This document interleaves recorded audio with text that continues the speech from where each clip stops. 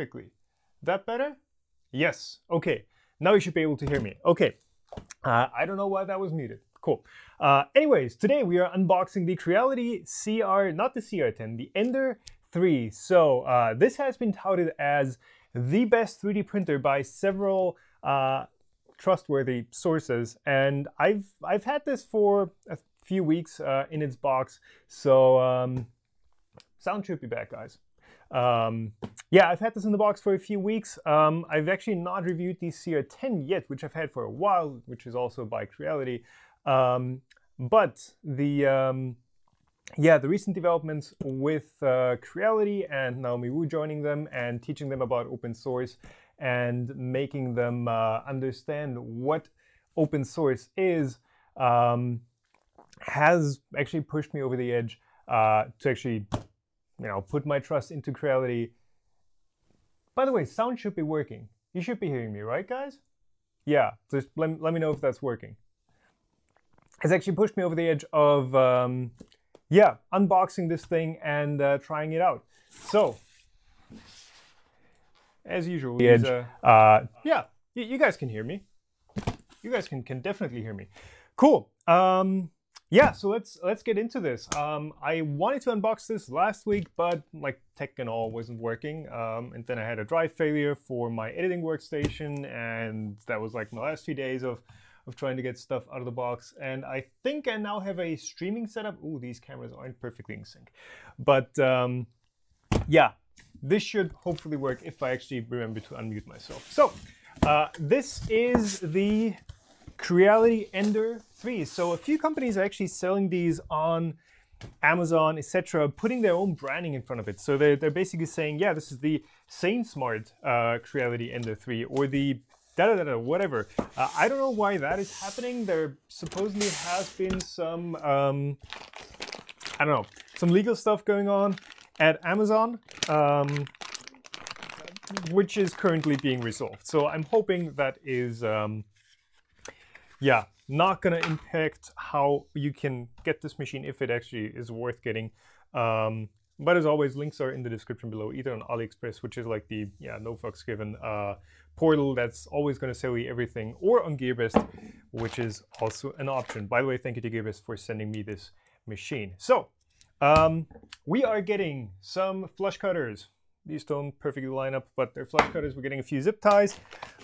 We're getting parts. Okay, so this is, let's see. So this is a semi-assembled kit. The CR10 was basically 4 screws that you put together and you had a working 3D printer. This is a bit more involved. So I'm seeing, loose screws, a belt, a few wrenches, a few tools, that sort of stuff. So this is a bit more involved than building or putting together a, oh yeah, these are just aluminum profiles, than building the CR10. But supposedly it is somewhat pre-assembled. So that's what we're going to try out today, how much work this actually is to get working. Yeah, that's what I mean, I guess. So this looks like a X-axis or something, yeah, or Z-axis. I don't know. There's the extruder on here already pre-assembled. They're calling this the MK10 extruder, I believe, which, I don't know, it's just plastic. It's just your classic spring-loaded extruder. Yeah, so that's the Z-axis nut right there. So this is all pre-assembled, so this is the finicky stuff. This is, already done for you, so some of the more intricate parts are already taken care of. Cool. Spatula, sharpened, that's nice. So that is, don't know what this short twitch is when I switch cameras. Still gotta figure this out. This is sharpened. Considering that this is like a build tack-like surface, the sharpened one might dig into it a bit too much, but we will see. So a few more parts here, some belt idler, piece of foam with, what is this? A needle in it? Okay, extruder cleaning needle, a bit of filament, a micro SD card with a card reader. I keep wanting to take this part up, but this is like connected to everything else. So here we go, a loose, I assume this is a Z-axis motor, aluminum coupling, no flex, so the flexible spring ones, but a solid aluminum coupling. That is nice. Let's see. Is this connected to something? Maybe? No? Okay, I guess I'll have to take that out as a unit. Extruder kind of looks similar. Sorry, I don't have a zoom today because that is literally a webcam, as you can see on the other perspective. Extruder right here. So that is the x-axis, I assume. The Hotend in here looks fairly similar to what you're seeing on the CR10. So that keep up the great work. Thank you for that. So yeah, this is a tried and proven design. I've had this kind of fall off on the CR10. Let's hope they tighten these screws a bit better on the ender. So how do I actually get this out? Step by step, I guess. Cool. More. Yeah, this is a new table. Some more profiles. They've got the Z-axis lead screw in a piece of shrink wrap hidden in here. So this is two 2040 aluminum profiles. Nice, and thank you for the 5 pounds, Steve Crawford.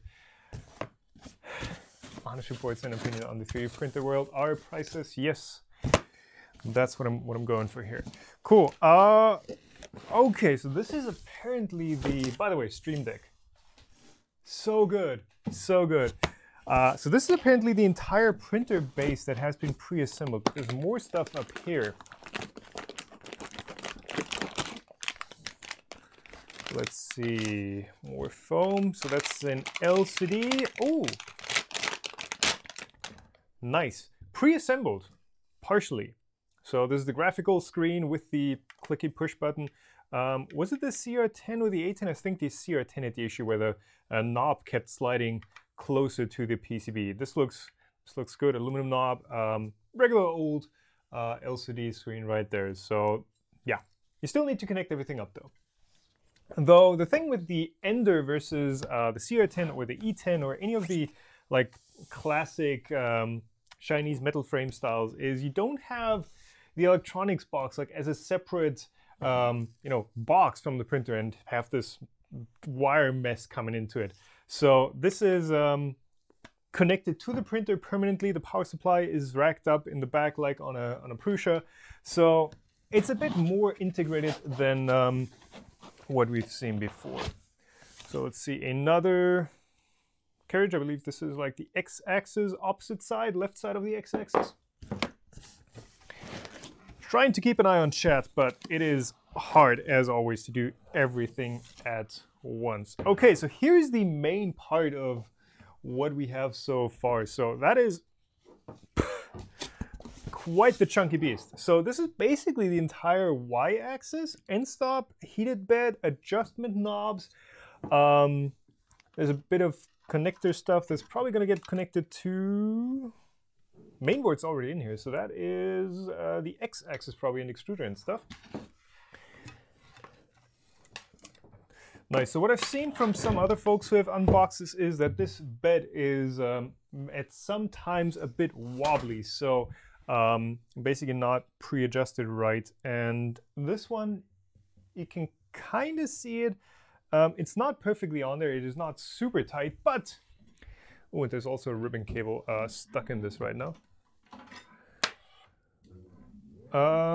Yeah, not super tight, but you can kind of still see that this in here, maybe that's hard to show. Maybe from below. There we go.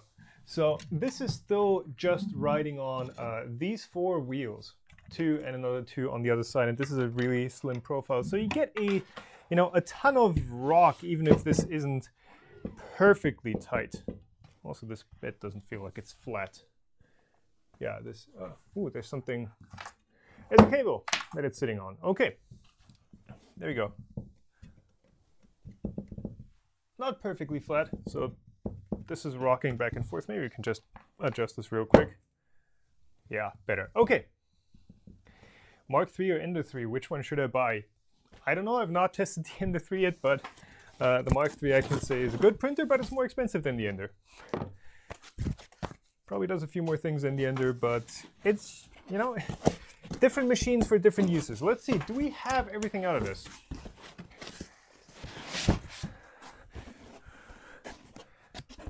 Ross Usrover recommending to hit that thumbs up button. Yes, if you enjoy live streams and if you enjoy this format, do hit that thumbs up button. That is much appreciated. Cool.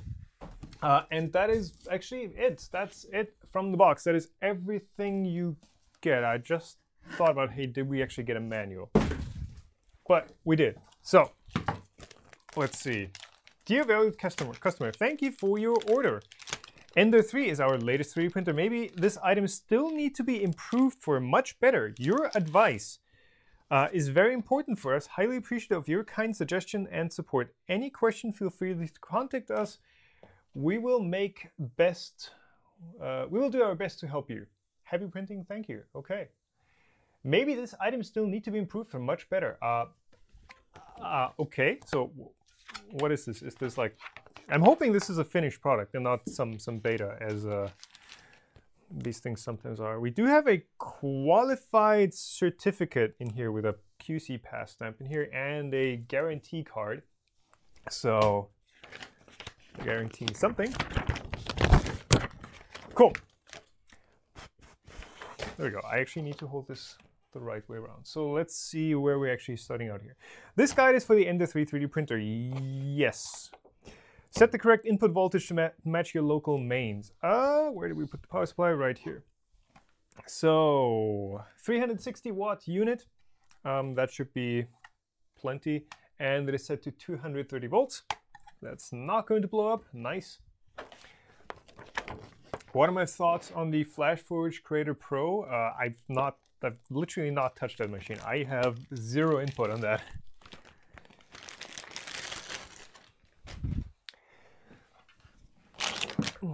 Eight out of 10 English. I'd give it like a 5 out of 7 maybe. Okay, we did that because of software hardware upgrades and model differences. New revisions may not be listed in this guide. Well, let's see how far we get. Detailed instructions for use are available on the SD card. So, cool.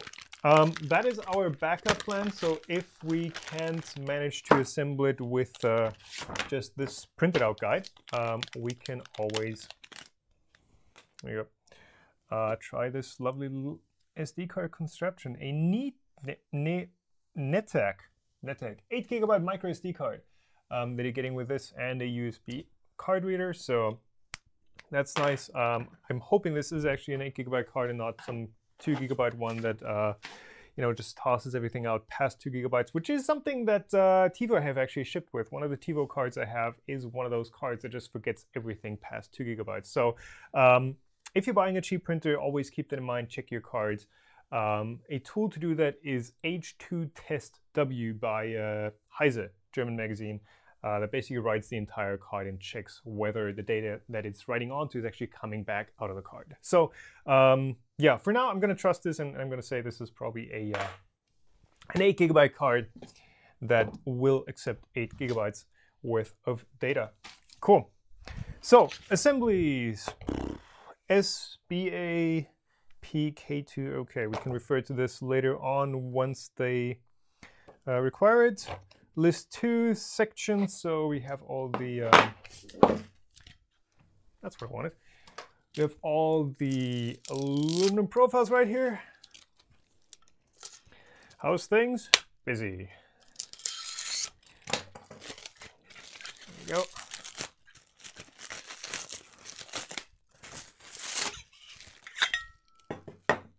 Okay, 2 profiles. These look somewhat dissimilar. So this has 2 holes drilled right there, and this has 2 through holes right here. Okay,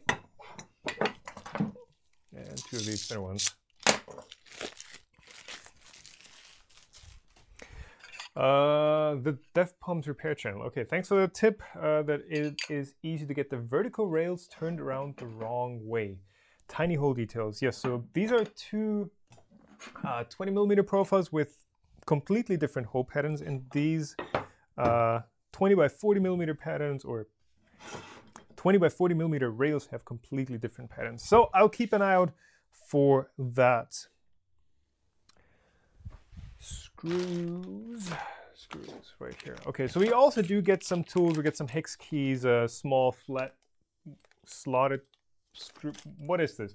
Is the screwdriver actually a...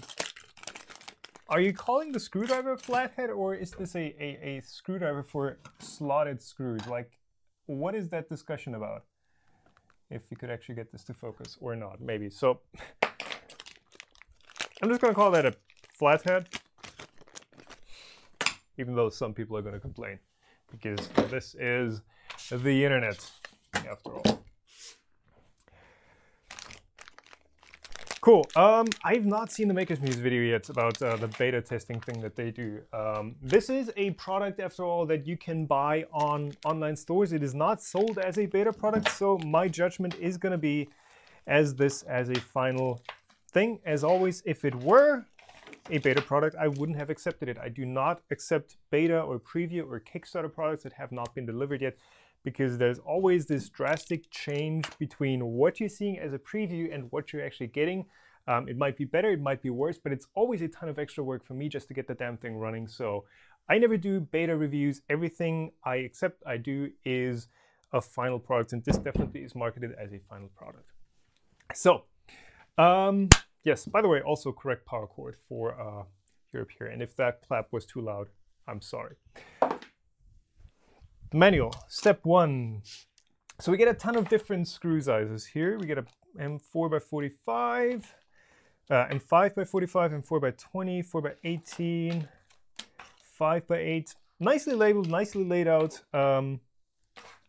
So it's not too many. You can actually not see that. Can I actually turn that off? No, I can only turn that off. Cool. Preparation. So that also doesn't show it. And that, cool, this entire area of my table is not visible. I should have checked this before. So, baggies, all nicely labeled, all have the sizes on them. And for example, these two countersink screws, which is probably also not the correct term, come with the correct T-nuts or hammer nuts. So that's nice. It's not too many individual bits. Cool. Straight tip. Huh. Sweet. Step one. Let's actually get to assembling this. We need the M5x45. So that's these. Left and right. So we have these rails right here. Left. So let's see, which way is forward on this?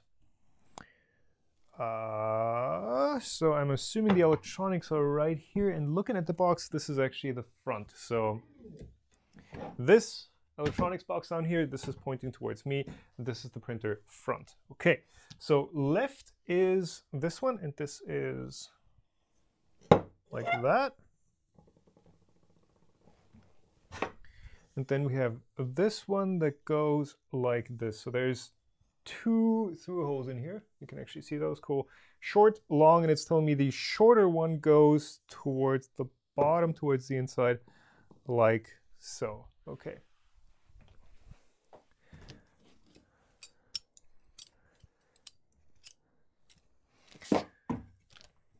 Wonder which version is being built right now. I don't know. It doesn't have the. Can you like tell from the serial number or something which revision this is? This is also one of my problems with these machines. Like, there's so many different improved and revised and whatever versions. If you get it and you don't immediately take it out of the box and build it and review it, it's already outdated or whatever. So cool. Anyways, we are screwing these two parts in from the bottom with the two M5x45 screws each.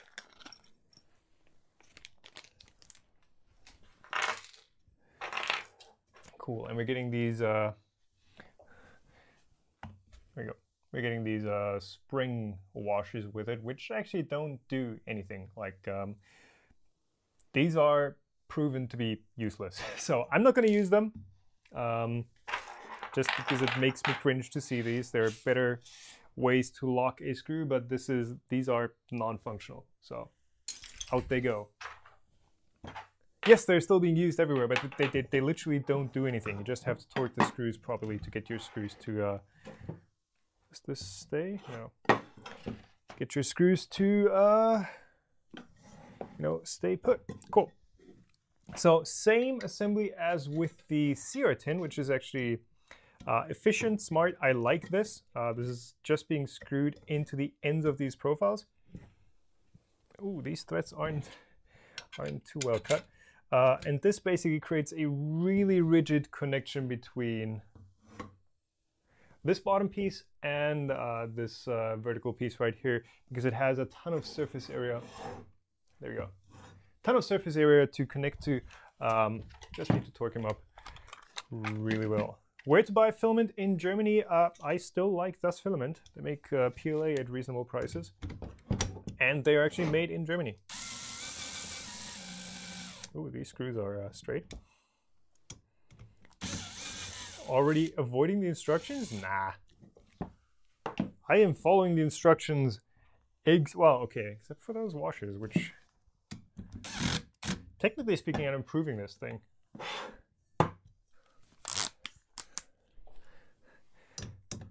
And look at it, we already have everyone here. Hey, Naomi! And Joel supposedly is also here. So, hello everyone from all around this world. Here we go. Okay, there's one side, and as always, this is, yeah, basically, this is like one piece. I don't know how much torque this thing puts out, but plenty to get this tight. Yeah, so I already started out by commending Naomi for the work she did with Creality, and actually, you know, most of all, teaching them what the hell open source is. And this is, you know, this is actually an open source machine. I don't know if it's actually open source hardware alliance certified or whatever. But if you go to, I don't know if it's GitHub or somewhere, the files for this are hosted and the Marlin source is hosted. And in fact, I've also been talking to Scott from the Marlin firmware. He's starting to become a fan of Creality as well. There we go. Let me just tighten this up real quick. Very much because they are starting to understand what open source means and what this entire community thing is about. So that's good. I like that. Oh, so nice and strong. That's one of the big things I like about the CR10, that just the uprights are so simple, yet still so rigid. Something that some other machines, you know, with like purple anodized parts all over them, you know, they look much, much beefier, but are a complete mess. So well done, Creality, on putting the thought in of just using a pair of screws right there. Cool. Step number 1 completed. I'm not following chat. I'm sorry. Step 1 completed. Step 2, 2 pieces, M5 by 8. There we go. That's these. We need part S, which looks like the LCD. It's probably not a lot of parts that look like this. That goes on like this. That's nice. So just a sheet metal part right here that gets screwed onto the front of the bottom frame right there. 2 pieces, and the power supply is using screws that aren't specified. I will pick some that look like they fit.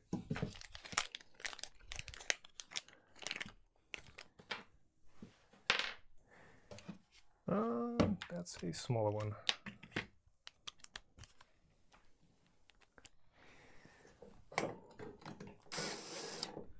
One.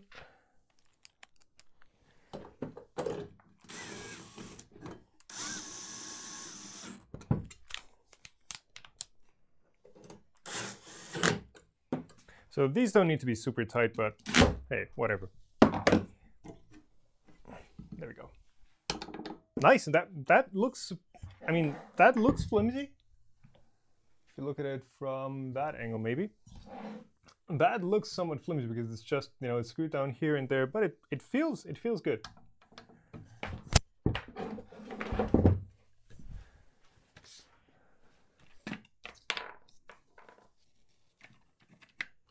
Cool. 2 non-specified screws that go through these holes. These are labeled as like cap head screws or something. I shall pick these maybe?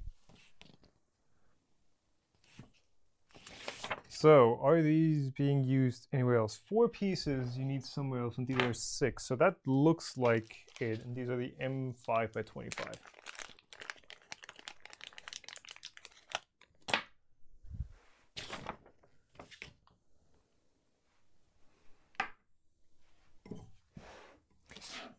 let's try.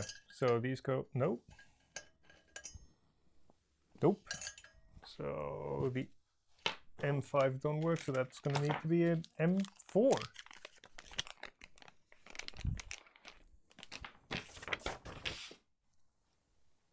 And M4 by something isn't used anywhere else either. Okay. So stainless steel M4 screws.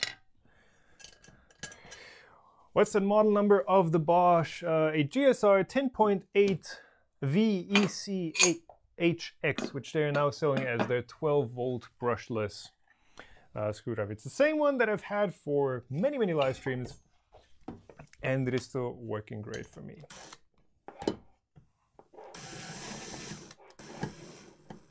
Cool, that doesn't feel like it's screwing into anything on the inside, so we should be good.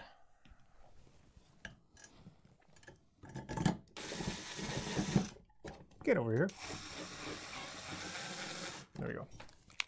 So this is screwing into aluminum. We don't need a ton of torque on that. Cool.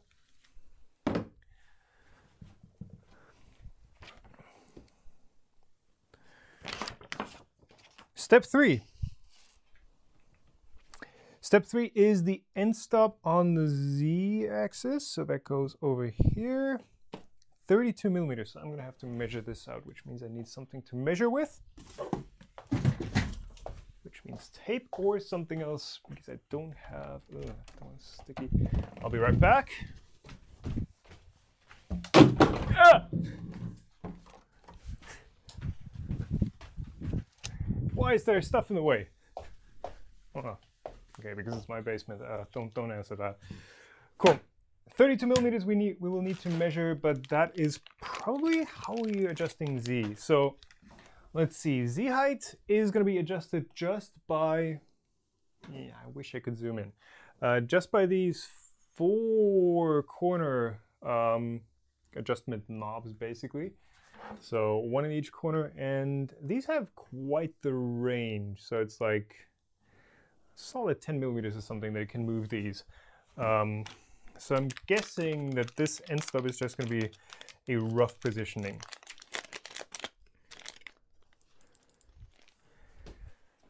Let's see. And this is interesting. This is like Delrin laser cut or something.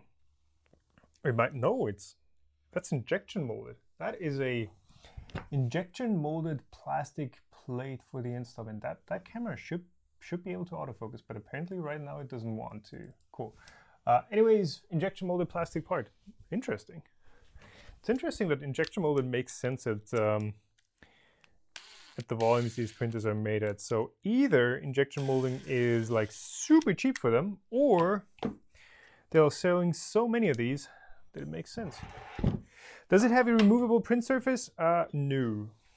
No. So this is an aluminum heated bed. The heating traces are right at the bottom of this, so this is one piece, and the top surface is stuck on. So unfortunately, no, this is not removable.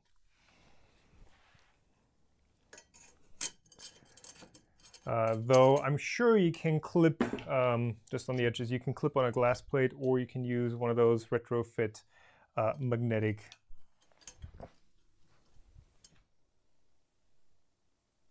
How does that? This has like a notch on it. You can retrofit one of those magnetic print surfaces. So let's see. So supposedly this is 32 millimeters from the bottom, which makes me think that this notch, you can probably barely see it. This notch right here probably needs to be lined up with the top of this rail, because that looks like 4 millimeters, and that's a 40 millimeter profile. I'm going to say that is the way this was intended. We're just on top. Oh, so this has, okay, this is going inward. So this can just lay flat on the bottom rail. Let's see, one down. Let's give it a quick measure. 37. That's not right. That needs to be 38. How about some Loctite? Oh yeah, Loctite sounds like a good idea. So if I actually put this in the screw head right there,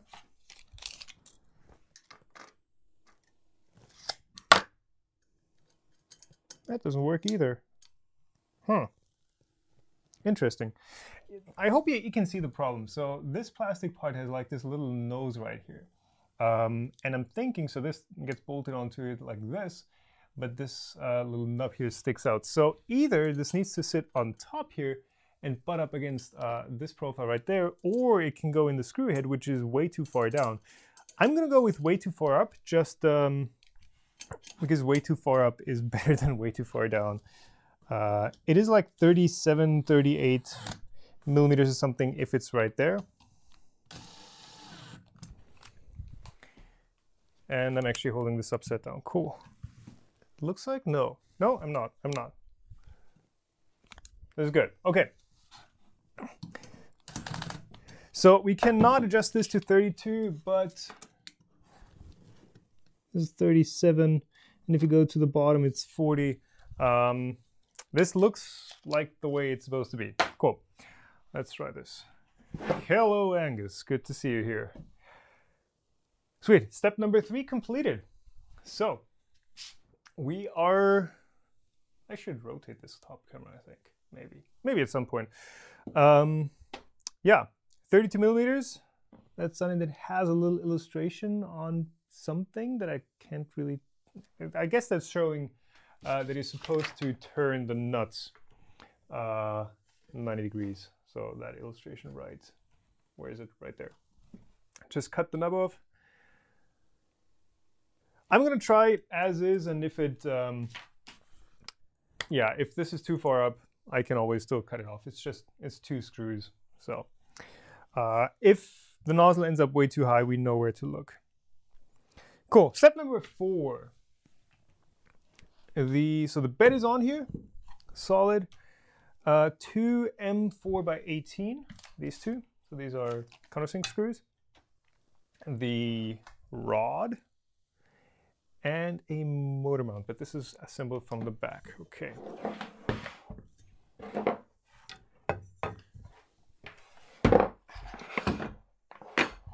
you go. So right here, we need this guy. Another injection molded plastic part on here. Interesting. So this little bracket right there, also injection molded.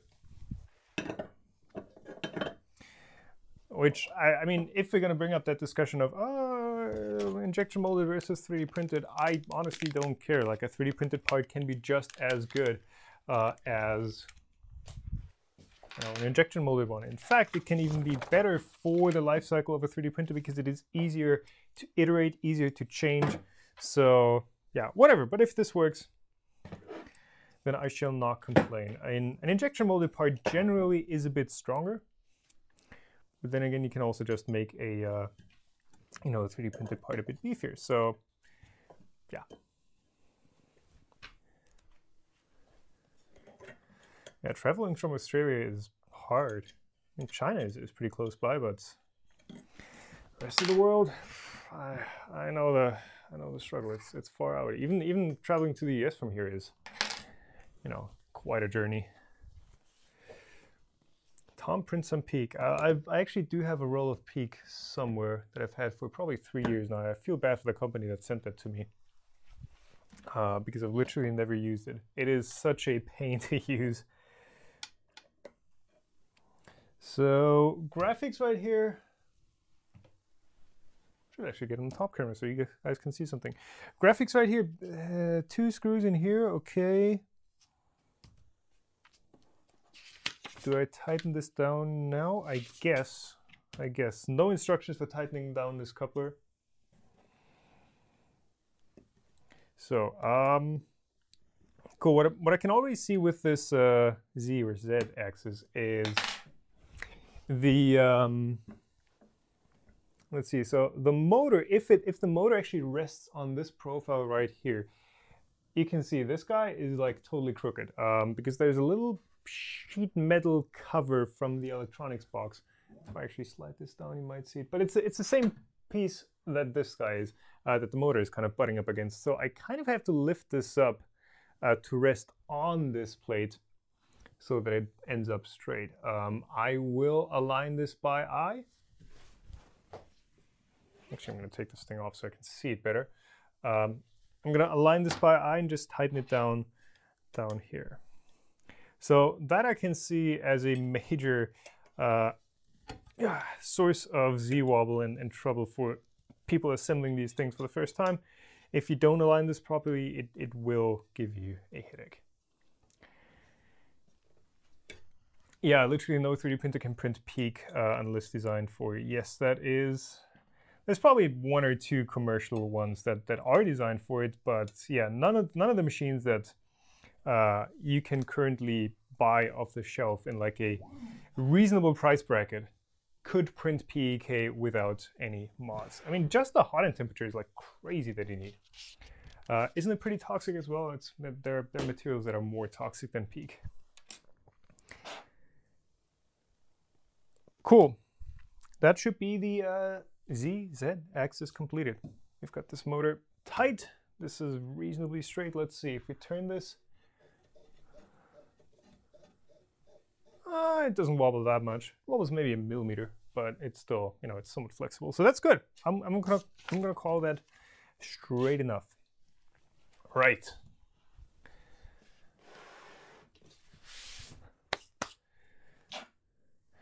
Yeah, I guess the guys that are the closest to actually printing peak are E3D, seeing what they showed off at Murph, for example,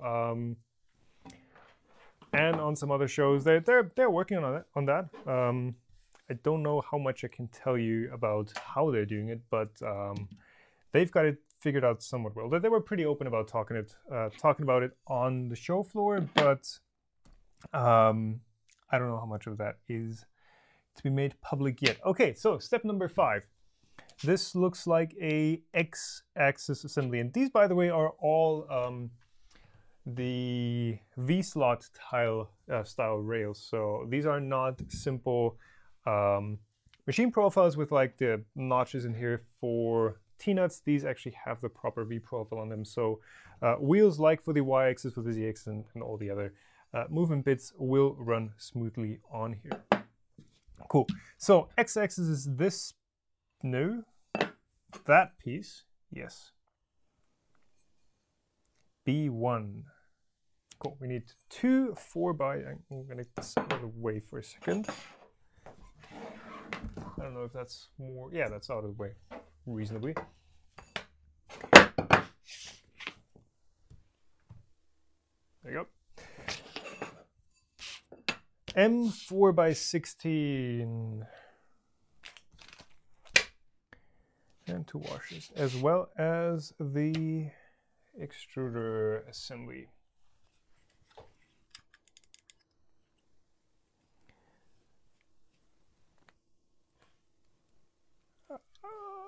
There we go. So I'm just trying to match this up with the drawing, the rendering right there. So let's see. So this has a drilled out portion indicated on the rail, and I'm thinking it's this way. Looks like it. So there are 2 drilled out bits right there where a screw head's going to fit. And this looks like it's a bit further away from the end than this one is. So this guy must fit on here. How? Give me a second here. This is hard. Like that, and then this is facing like this. So that goes on like so. Ah, okay. I see. So the drilled out bit on here is actually for the screw from the open builds wheel assembly here. So that goes on like this, and we have. Wow, this is hard to show. We have 2 through holes in here. Maybe you can see those kind of if I get my finger out of the light. 2 screw holes right here. We have 2 holes on the other side where you stick a hex key through. And then this just goes on here and gets screwed down. Okay. Wow. that is some serious 3D thinking jiggy magic that you have to do on that. It's the part you can probably get on there in 4 different orientations.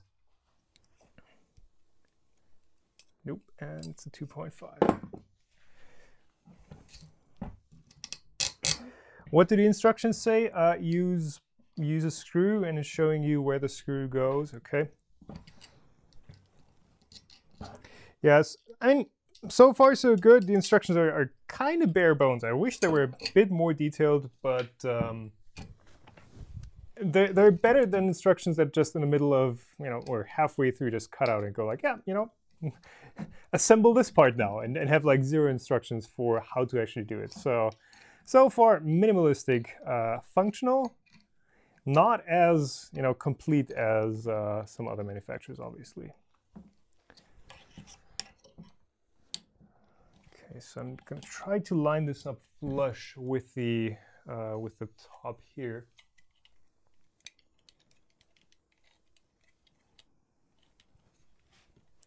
There we go, 1 and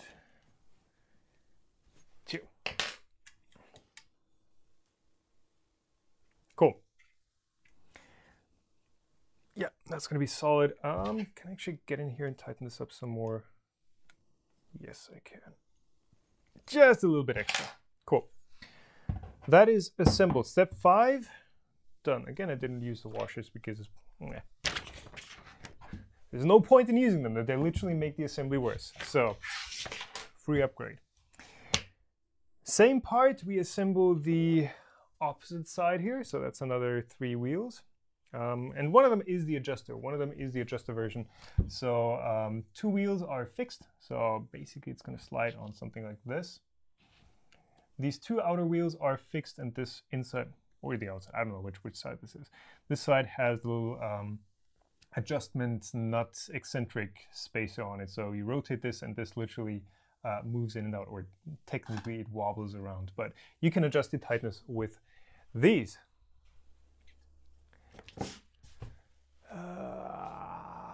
Chat. Okay, I'm losing chat. Okay, whatever. You guys can handle this. So same idea again. This fits on top, or this cutout here. I'm banging up this table pretty good. This cutout right here on the aluminum profile fits over the screw head here, so that goes on like this.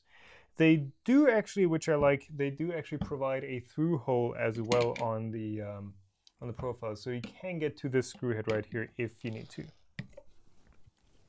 I'm thinking this is, yeah, there's no wrong way to put this on. And again, we are probably using the M4x16s again.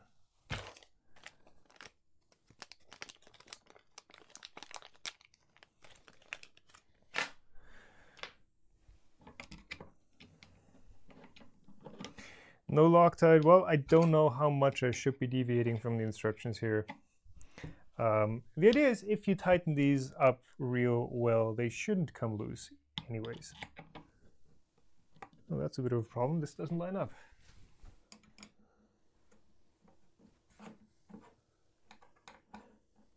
Yeah, this does not line up well enough. So check this out. So we have, I don't know why this camera isn't focusing, but anyways, this screw back here behind the wheel, hopefully that is somewhat clear. This screw here behind the wheel is already kind of in. Then this wheel is sitting in the cutout on the profile. So this is also seated in here. And this screw right here, you can see if I try to screw this in, this is all crooked. So I'm gonna try and convince it. It's probably gonna be this part right here under the wheel, the screw head, that's gonna be shifted around a bit. I'm gonna try to get this in. Yeah, it's sticking up. Missing part in. Oh, I'm missing part in. Thank you for that point out. I'm literally missing the extruder, but this still is gonna be a bit of a problem. I'm just gonna try to jam this in, but yeah, if worse comes to worse, I can always drill out these holes, these through holes for the screws. Missing part in, don't you say? Cool. Motor like this, and then this goes on like so. Okay, now we can screw this on. Easy enough.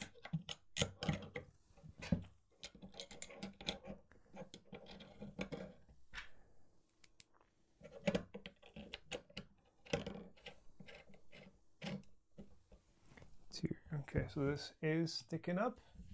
You kind of see the distance right there.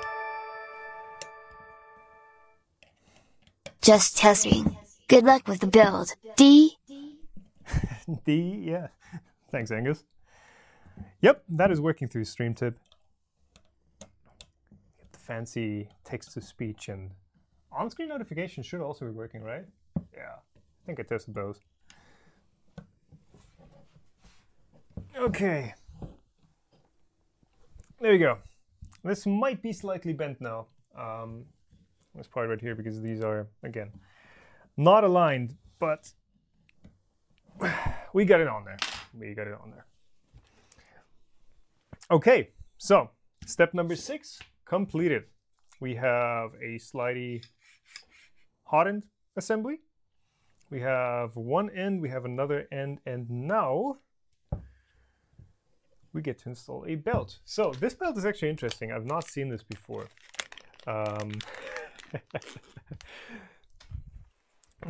Professional streamer. Yeah, I have text-to-speech. Text-to-speech is loud. I can turn it down a bit. I thought I had tested it, but yeah, let's turn it down 5 decibels. Cool. This belt is actually interesting. So you have your regular, but this camera literally does not want to focus. You have your regular GT 2M belt, so your 2mm pitch with a GT profile, and then you have these brass crimps on the end. These look like, you know, wire or cable crimps or something. I'm assuming these get clipped into some place. It kind of crimps and bends the belt. I'm not sure how good that is for the belt, but these belts are, you know, not used to their maximum strength anyway. So yeah, probably okay. Interesting solution. I gotta see how well this works out in practice. And these get hooked into the carriage right there. So that's nice. So you have a pair of slots right there. 1, 2. That's where the belt gets hooked into. Let's try that out.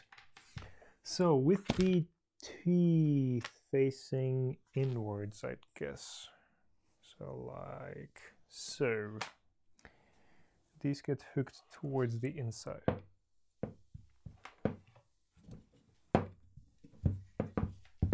Like so. They literally just stick up like that. Interesting.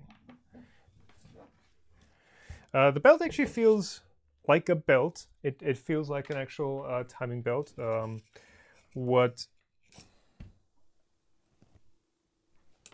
this goes inside the profile. Okay.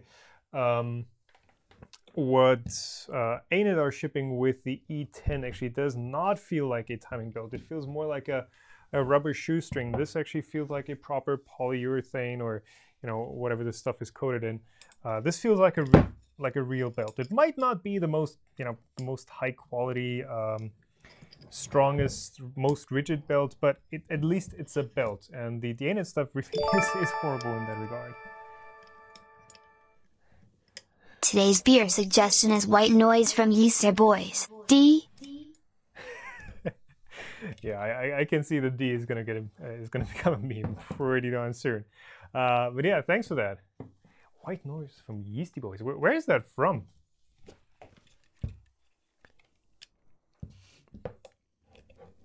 Belt first. Guys, the belt is in.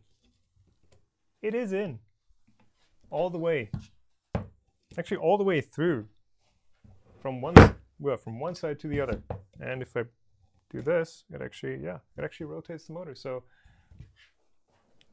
I still need to figure out this camera setup. Maybe if I tilt this a bit more this way. Yeah, there we go. All the way in.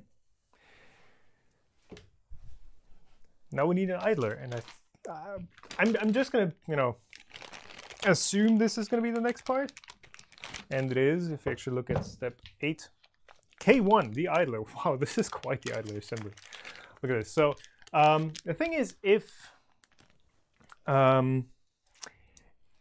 this kit is like semi-assembled, and I don't know exactly. I've read the article on all 3DP, and what they're calling it like a, you know, sembi whatever assemble. And if you look at stuff like this, where it's screw, nut, bearing, flange bearing, nut, and then another screw and a T-nut, and a screw and a T-nut, this would probably take, you know, 3 or 4 minutes just to assemble by itself, to get the parts, etc. So this stuff like this, they can probably assemble for real cheap, real fast, and like a factory kind of setting, and it just makes the experience a bit better. It might take away from the, oh yeah, I assembled everything myself kind of deal, but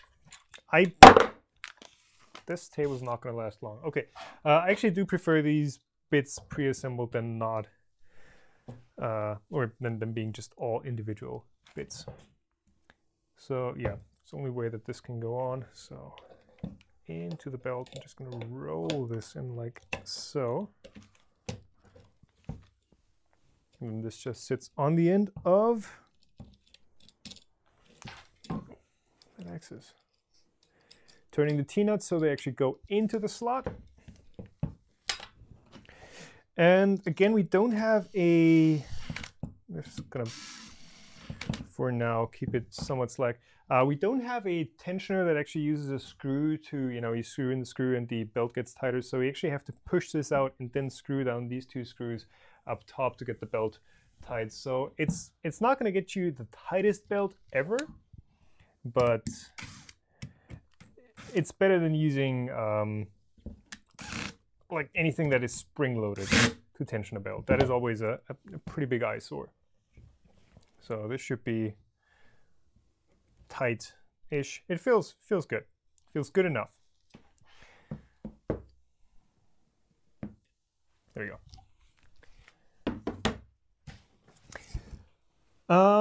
Yeah, and again, the hint for not having the, I'm not sure how well you guys are going to be able to see this. The hint for not having these nuts parallel with the channel, they actually need to rotate and lock into the channel to do anything. So, done, I guess. So X-axis assembled. That was fairly quick. How long have you been streaming? What time is it? 25 minutes. Okay. Thankfully, we don't have to do the electronics, which is usually just, you know, just as long as doing all the mechanical assemblies. So electronics are mostly done. It's plug and play for the most part. Step number 9, don't tighten too tight. What? These? What am I doing?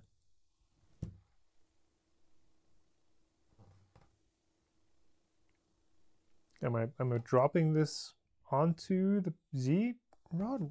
Why don't tighten these too tight? Don't tighten too tight.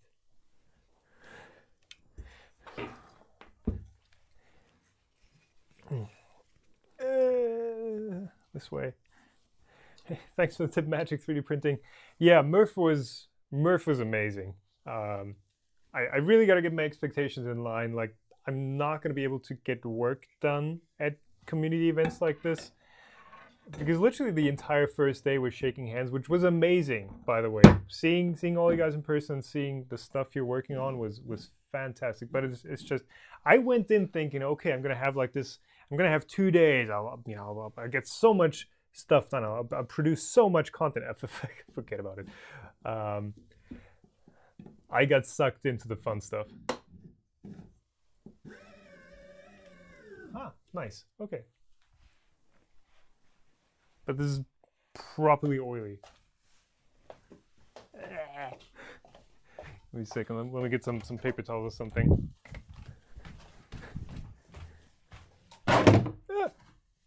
Same freaking box again.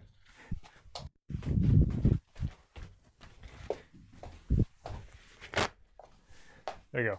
Yeah, I can't wait for something like the 3D Meetup Malta, or something that is really just a community event. Maker fairs and stuff are great. Like the Maker Faire Prague was very nice, but it's a different vibe. It's not the same thing.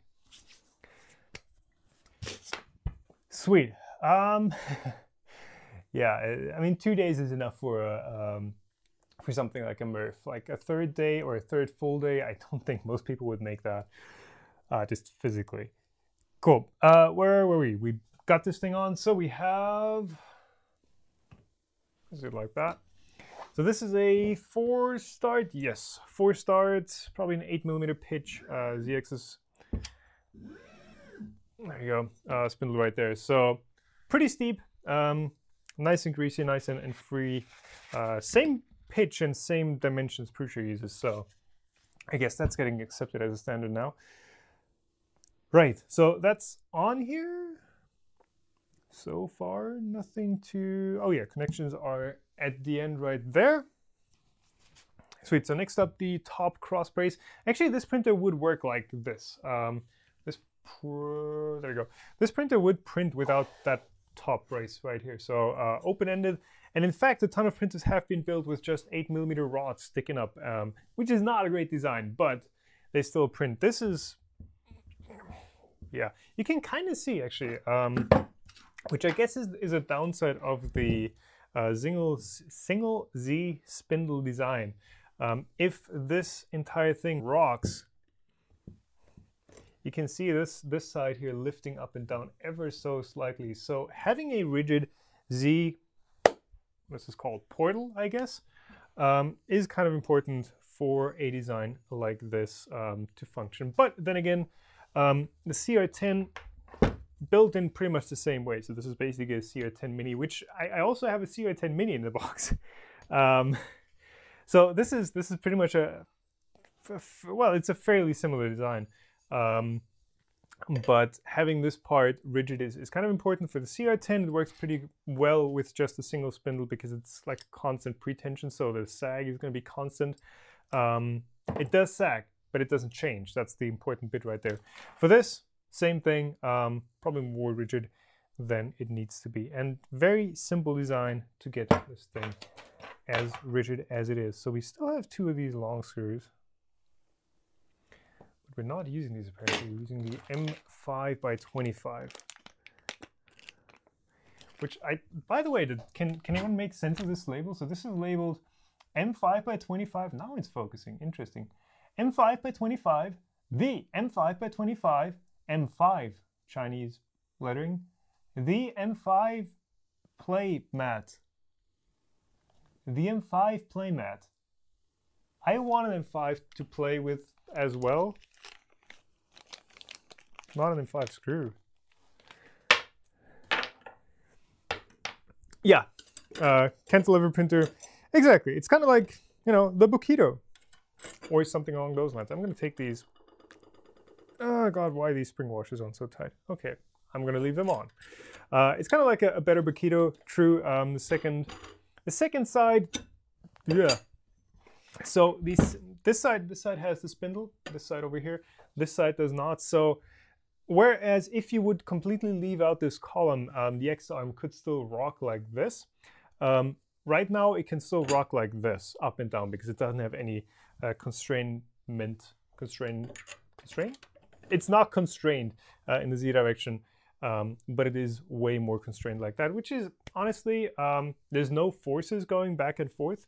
And there's also no forces going up and down unless you're constantly moving the Z-axis. So yeah, really, I don't think having just a single Z screw is, that's the wrong size bit, is a big deal at all. I've you know, gotten prints out of the CR10 where you literally cannot tell that it only had a single Z screw.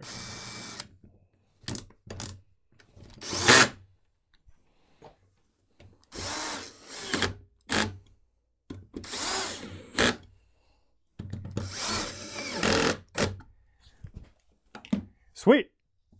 Why do I hate China? I think I've talked about this. Don't hate China. I just hate people that act like dicks, which some Chinese companies are doing. So don't generalize. Sweet. So you can play board games on these bolts. I don't know. Spares. While I'm in this bag right here, acupuncture needle. I actually keep using these, and this is as of right now, this is the only one I have. I keep using these up. These are really useful for just, you know, poking into a nozzle and you know, getting stuck stuff out there. You also get a spare nozzle and a spare Bowden tube coupler, which is nice. This is probably a standard 0.4, yes. Sweet. So we have the ZX done, we have the top cross member done. Right there we get the spool holder, standard spool holder style with the threaded plastic pipe. So that goes in like that, and then we have two large nuts.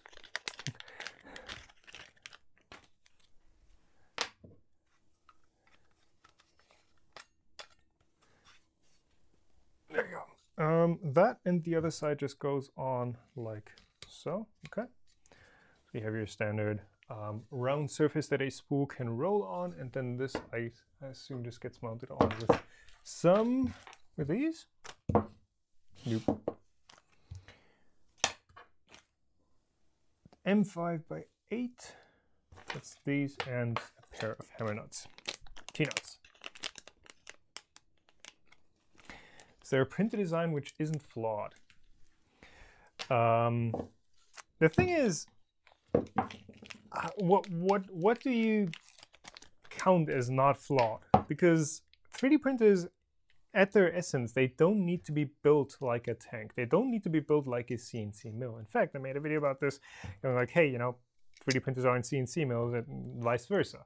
There are different requirements for 3D printers, and there's a lot of good enough that you can get away with, which is, by the way, the entire reason we have these 3D printers, because a few folks in the RepRap community figured out ways to make stuff good enough to make it work, even if it's maybe not, you know, super cleanly engineered.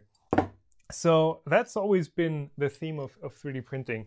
Yes, you can have a super wobbly frame and it might impact your print quality, but you can also just print slower. You can fix a lot of things in software now. There's just so much that doesn't need to be perfect. In fact, pretty much the main job of a slicer is to work around all these shortcomings of you know, 3D printer hardware. This, in fact, I don't think this machine in particular is you know, badly built. It has a single Z-axis, yeah, whatever. There are others that are way less sturdy and way, you know, less good. And there are also others that are better built than this. But it's really about, you know, the thought you put into it, the engineering you. Well, it doesn't even have to be engineering. How smart of a solution you provide with the entire platform. Oh yeah.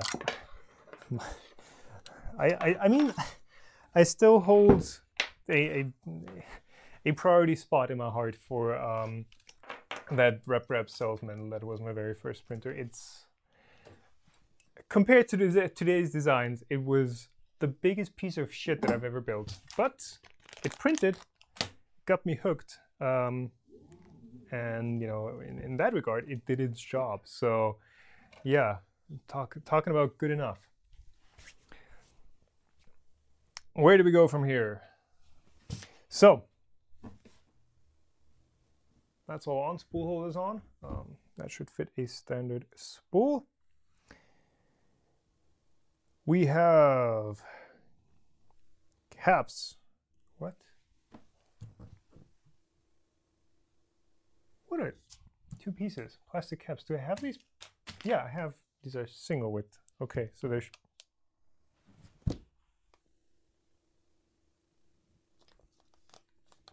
What is this? Manual is showing me 2 pieces of the top caps right there. So like double wide top caps go on the top right there and right there. What I got is like single wide top caps. And I'm not seeing any double wide ones anywhere. So probably, I don't know, better than nothing, I guess. These go, oh, these go on the side. These fit on the side. Okay, interesting. I guess it takes the sharp corners off.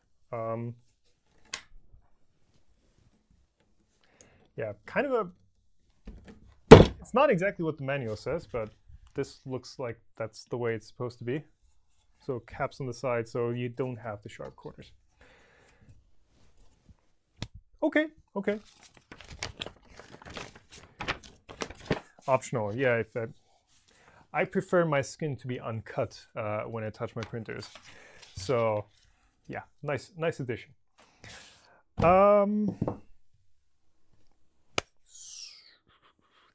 And that should be the entire mechanical assembly, I guess. There's no parts left over. We do have a bunch of screws, hammer nuts, so these are either not exactly counted or just, you know, throw in a few extras. They're not...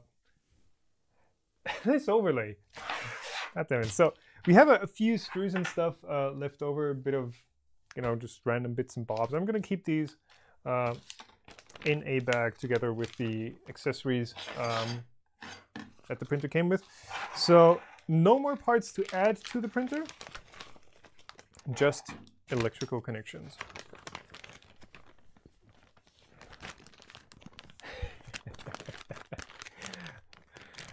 Thanks for the tip, Kwan Lee. Yeah, I'm actually curious to see how the chat replay is going to work.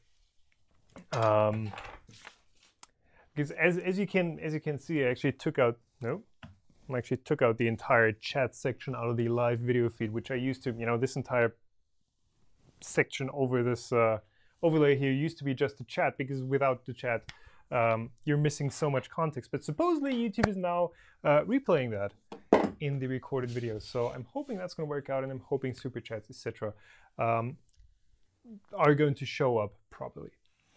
Step number 12, connecting stuff. So we have Bowden. Let's start with that. So Bowden tube goes in the push connect fitting right there. There are no... There we go. That's tough. So with these, how do I best show this? With these push lock style fittings, you always have a good bit of backlash just in the fitting itself. What you often see is some sort of clip, some sort of spacer that you put in here to take out some of the slack out of these push fit connectors. This one seems a bit more, it also doesn't. So what typically happens with retracts is the extruder is going to retract, and the first thing it's going to be is this tube tenses up in the opposite direction. So you have to add like 2 to 5 millimeters of extra retract just to get that out. So that should definitely be one of the very first things you print for this printer, just some clips that go in here. Plenty of designs out on Thingiverse. Just saying, while we're at it. Power supply. Oh, you can see that. Yes, power supply uses an RC car XT60 connector. Nice, so that's a 60 amp double bullet connector. Nice. Did we get zip ties? Yes, we did. Okay, so that's going to be later. So these are all labeled with these little yellow clips on here. X, X, E. Cool. So yeah, manual basically says, yeah, plug everything in. So that's E. If you don't know what X and E, etc. is, it's also pointing to like the correct position. So that's just going to, you know, take you a second to figure out, but it is explained. That is an X end stop. Where do we have an X end stop? I wonder. Oh, in here. Okay. So that actually goes in right there.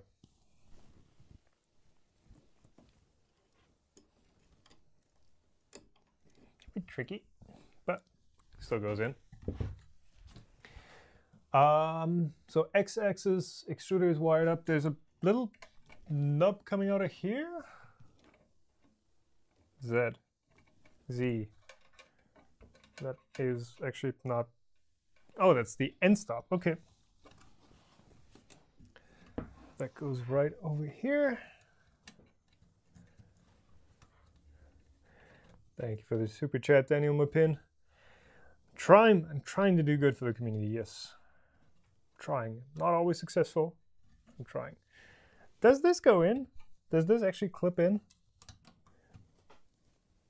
It doesn't go in. It doesn't look like it's going in all the way, but it still snaps in. There's still a snap point. So you can see that connector right here. Doesn't look like it's all the way in, but there's a snap that I can feel, and I'm hoping it's electrically connected. Use the zip ties to tense up the couplers. Which couplers? Oh, those. Okay. The bone tube couplers. Yeah. Yeah, that maybe. I know I already started out by, you know, leaving parts out, etc., but I typically like to test printers out.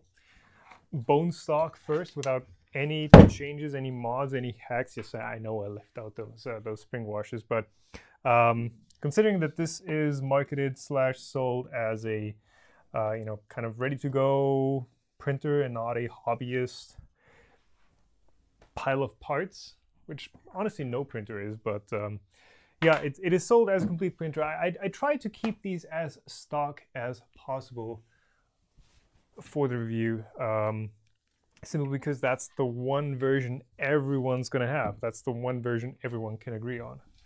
So let's see, I have one more cable right here for the display. Which way can I tilt this? Probably like this. Maybe.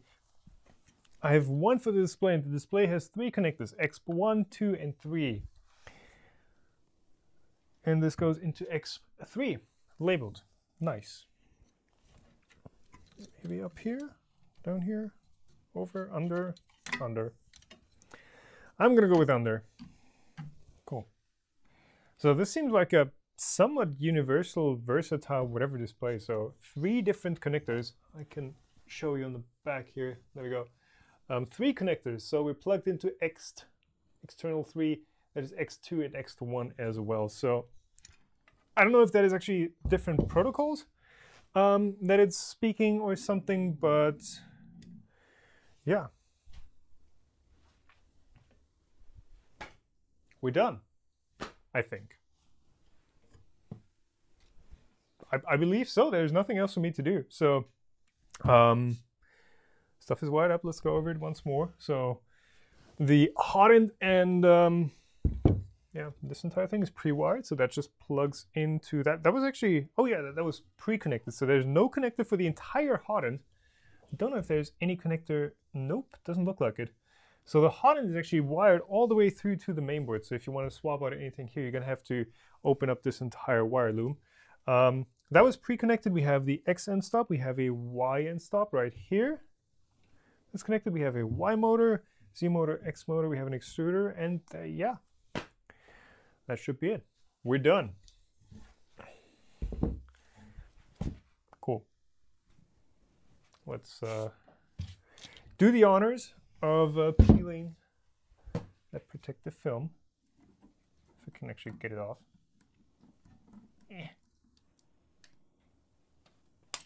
There we go.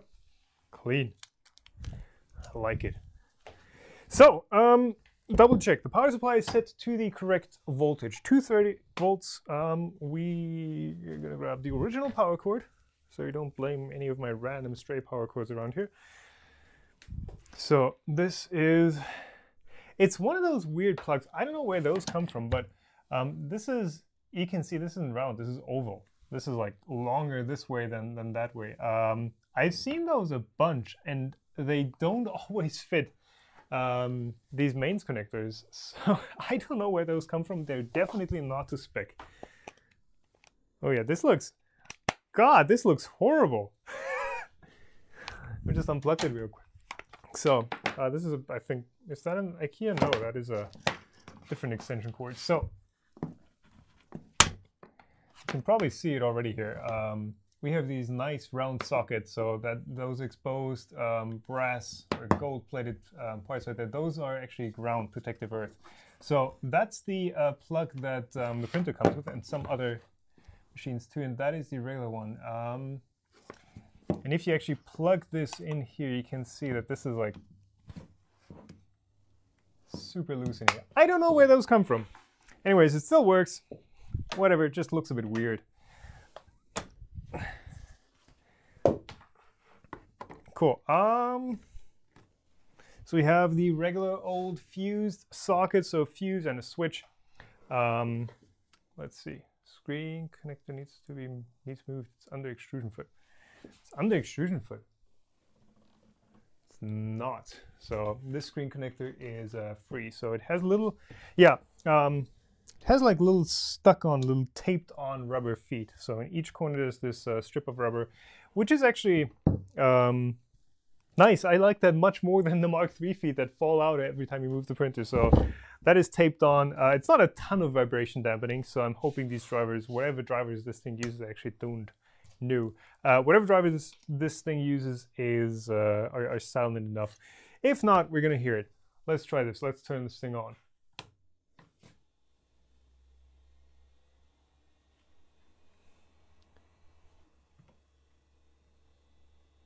Okay, reasonably quiet in idle. Temperatures reading good, 20 degrees, 20 degrees. www.creality3d.cn. It's nice. Power supply fan is spinning up. The cooling fan here is not spinning up, but the part cooling fan, but the hot end cooling fan is spinning. Sweet. I guess all that is left is maybe use a few zip ties. Maybe not. Does that work? Yeah. So, bed adjustment, I guess. Oh, something's starting to buzz. I'm guessing that's just the grease in several. Is that this one? Yeah.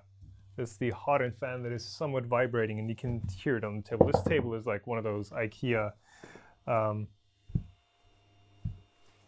cardboard tables, cheap to replace, but does resonate.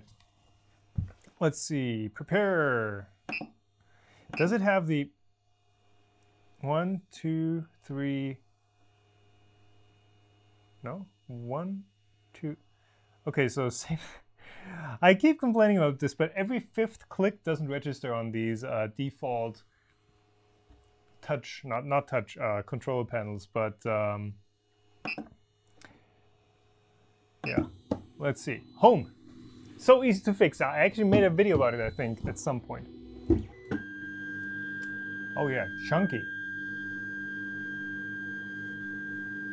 Z-axis is turning fairly slowly.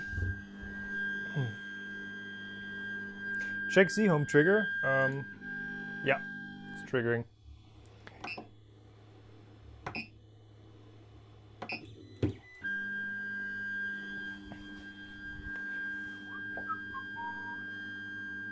Yes, the Hotend fan, this guy right up here, is always on. This is always connected to the to some 12-volt power, I assume. Okay, and looking at this, the cables can snag. Yes, I can see that. Ooh, you can hear how much of this noise is actually vibrations. Kind of. There's air blowing out of here. I hope that doesn't blow over my mic. So you can see the nozzle distance right here. So this is with the end stop actually on the higher position. So that little nose right there, that's actually sitting on top of this profile.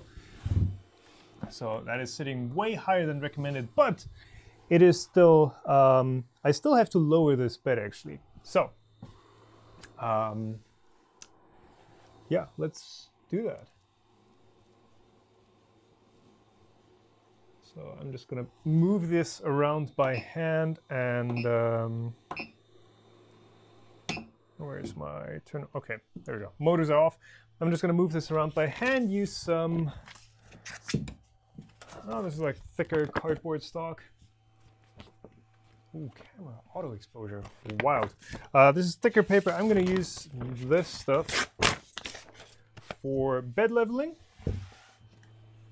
24 volt. 12 volt, I don't know. Well, what does this thing say? I already screwed it to the frame. The type label is here. So, paper. One corner, there's no snot on this nozzle. No, this is unused. So let's just adjust this. Hoping these are right-hand thread.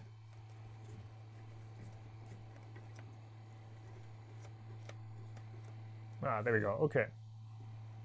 So I'm gonna assume I'll have to, get this tighter on this side because this side over here is actually, fairly loose. So yeah, regular touching, and you can actually feel the buzzing from the fan. So this still needs to get lowered.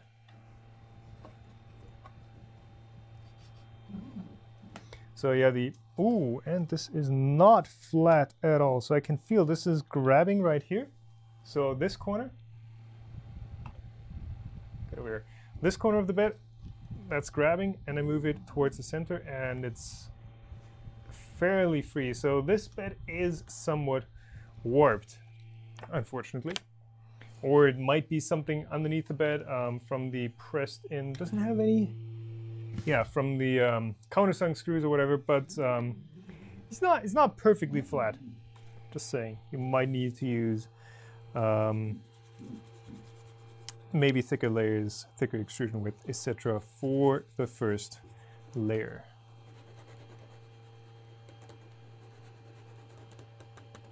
Okay.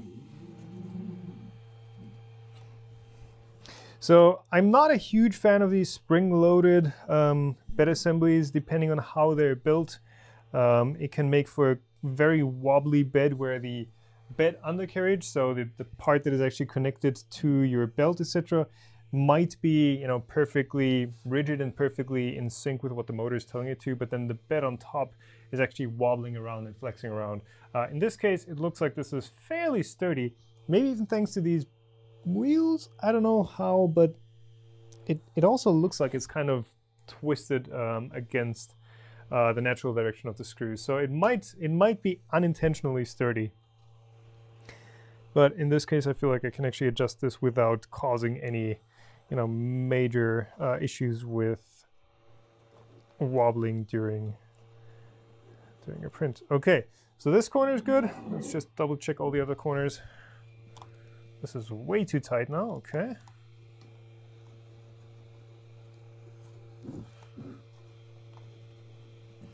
Better. Loose. Interesting. I'm hoping I didn't move the Z-axis. I shouldn't have. Let's just double check.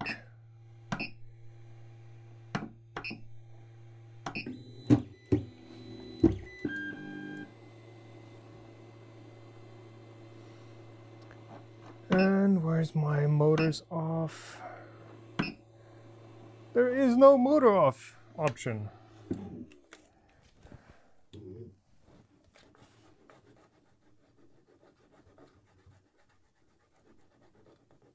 Yeah, okay, so this is feeling good. How long do I expect this live feed to last? I actually did put in a oops, that was a bit too fast. A from till time on YouTube, but I don't know how accurate that is. I just want to get a printout on this machine, and yeah, that's going to be it for this stream, basically. I do want this thing printing. So far, I don't know what issues we're going to run into, so stay tuned. Okay, the corners are definitely flat here. Let's check the, yeah, so between the corners, totally loose. Let's see if I can see a gap here. Maybe, yeah, the tiniest gap in the center. So it's not major warp, but it's slightly bowed, but shouldn't be that big of an issue. Let's see, I guess it is almost time to print something. Where does this thing have its does hold up? Do we get an SD card slot? Do we not get an SD card slot? Are we? Oh, there it is. Okay. I was worried there for a second. I was like, what? Why do we have an LCD screen on here but no SD card? But there's an SD card, micro SD card slot right there on the main board, and a mini USB. That's a connector I've not seen for a long, long time. Let's actually check out what we get on the included micro SD card. Which way? You can probably not see the screen from any direction. Cool. Let's see. Does any of you know no card? Interesting. Apparently, there's nothing on this card. Oh, do we have to? Is this one of the boards that we have to initialize? There we go. Print from SD. Ender 3, troubleshooting software and USB, installing test.dog.g code. If any of you have tried this printer, is the test dog something that we can actually print, or is that going to take forever to complete, or like on, what was that other one? What printer was it where we printed the cat that actually, you know, jerked out at about its neck? If anyone knows whether that is a good test G-code, let me know. I'm gonna grab some filament in the meantime. Filament. Good thing I don't have like a rack of filament right here that has about 50 spools in it. I'm gonna go for the classic Infinity Blue. Of course. Is that? Yeah, that's the final version. It's not a prototype. Takes about 4 to 5 hours. Ooh. Yeah, 45 hours. I don't want to do a print that is that long. Do we actually get a load filament option in here? Preheat, PLA. No, we don't. But that. So I'm open for your suggestions for what else to print. I will set up probably a Prusa slicer Flick 3R version.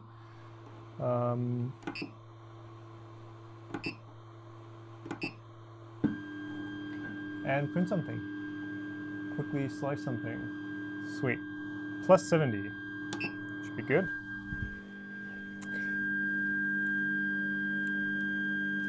So we're not actually getting a load filament option in the menu. So I guess I'm just going to feed it by hand, like the caveman that I am. That should come out shortly. World Cup will start by then, yes. 50% scale of an octopus. Good suggestion. Slice something new. Okay, where's 1, 2, 3 screens and I can't find my mouse. There's my mouse. Do I have a slicer installed? I do. Okay. Let's try this.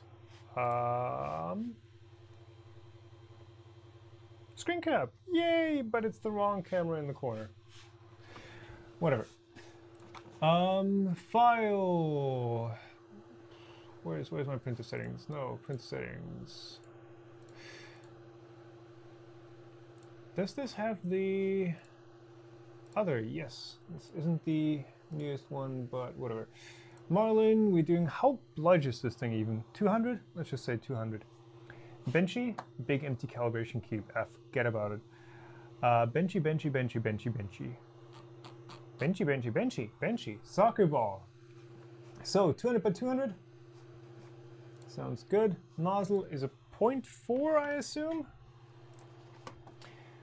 It's a 1.75. 200. This stuff prints at 210. I'm hoping this temperature reading is somewhat correct. Yeah, 60 looks good. So we have the My Settings printer, and we're just going to stick with. Oh, it's not letting me use the Prusa profiles for print settings. Cool. I will quickly go through my files and find a Benchy. Dual Rook. This is a single extruder printer. Where are my files in this computer? Give me a second here. Alright. Let's just freshly download a Benchy because that's not something I've done in years.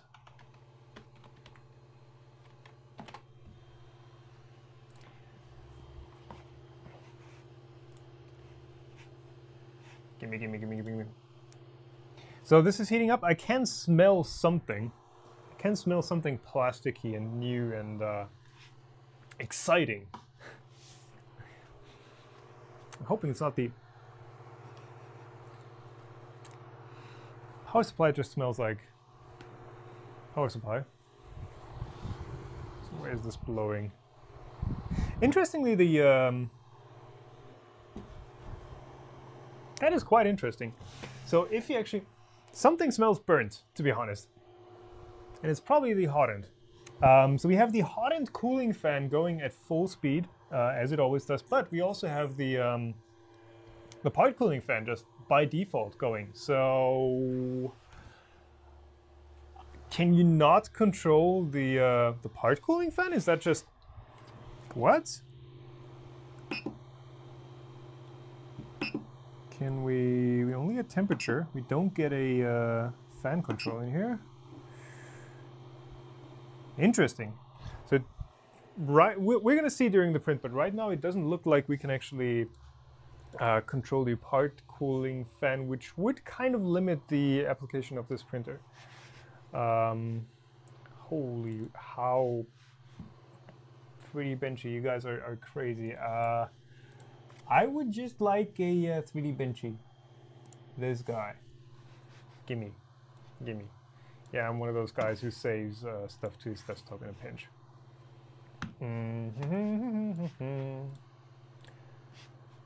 Where is my Benchy?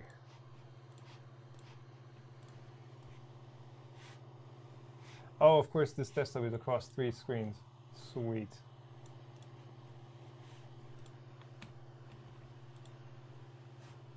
Benchy.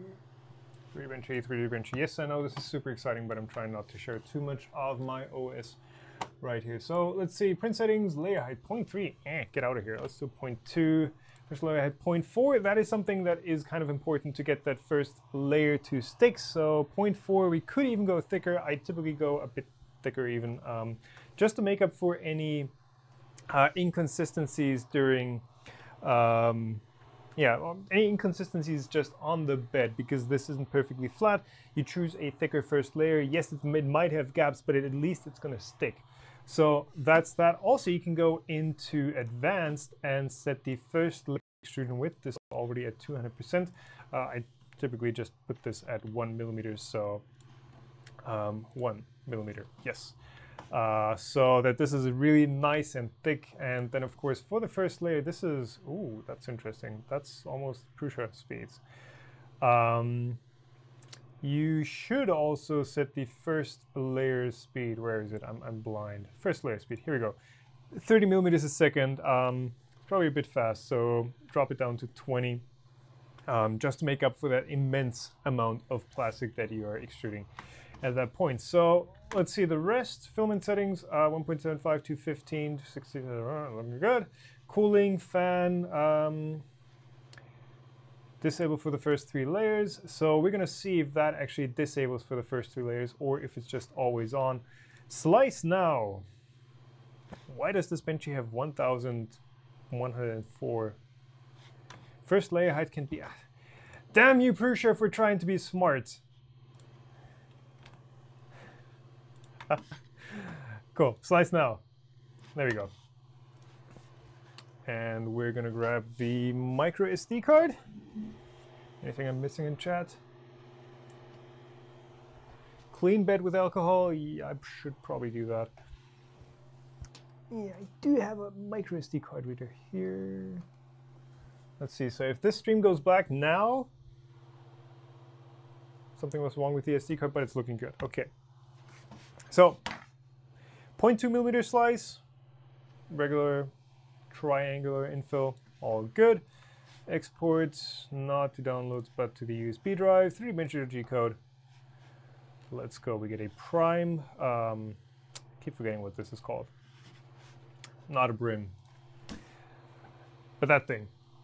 We get that. Let's eject this card. So supposedly this printer also has power of detection. I'm gonna try that either at the very beginning of this print or sometime later on.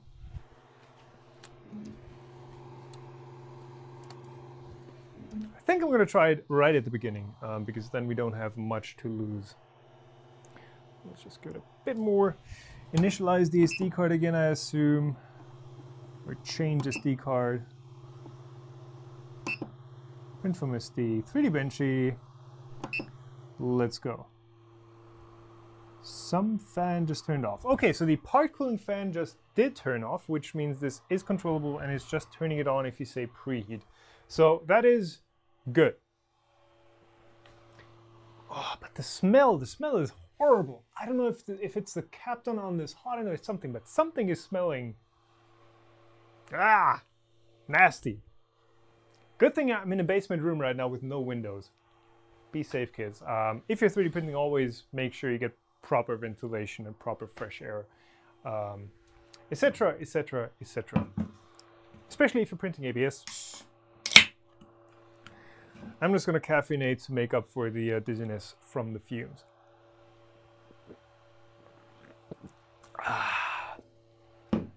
Sweet. So that's heating up. I'm not cleaning this right now. This should be good enough for a Benchy. This should be all right.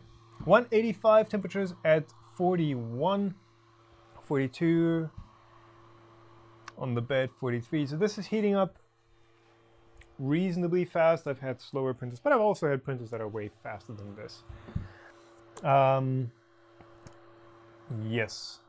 Oil from machining, maybe. So I believe the CR10 or some other printer of this caliber had a hot end that already had some filament that was shoved to it. So it was a hot end that has been tested in production somehow. I don't know if it's, you know, just on a shelf somewhere where someone pushes filament through and makes sure nothing's clogged, or if it actually did a print. For a CR10 that would actually work because it's not that hard to disassemble. But this one definitely has not been used yet. This is a very new, fresh hot end with no use ever so far. What are the odds that this can print ABS right out of the box? Considering that it doesn't have a box around it, I would say it is not an ideal ABS machine. The bed, looking at how fast it's heating up, might be able to get to a temperature that does ABS. The hot end is not an all-metal hot end, so you will be constrained with temperatures. So at least it doesn't look like an all-metal hot end. It looks like it has some sort of Teflon sleeve in there. It's that usual. Yes, you can probably feed it ABS, and you can try to print ABS, but it's not going to be particularly good. PTG probably fine, but ABS, not sure.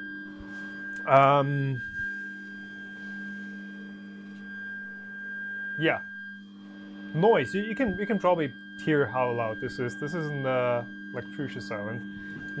It might be the table that is kind of resonating with this. Kind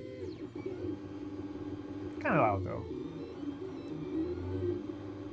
So I'm guessing this is a bit bigger than 200 by 200 because it is not printing in the center very well. You can see it's kind of off to the front left. So this is probably a 250 by 250 bed. Good thing I prepared for this stream. It actually looked up what the specs of this printer are. But someone in the chat is going to know. So I'm going to say, well, you know what? It's a 236 millimeter print bed.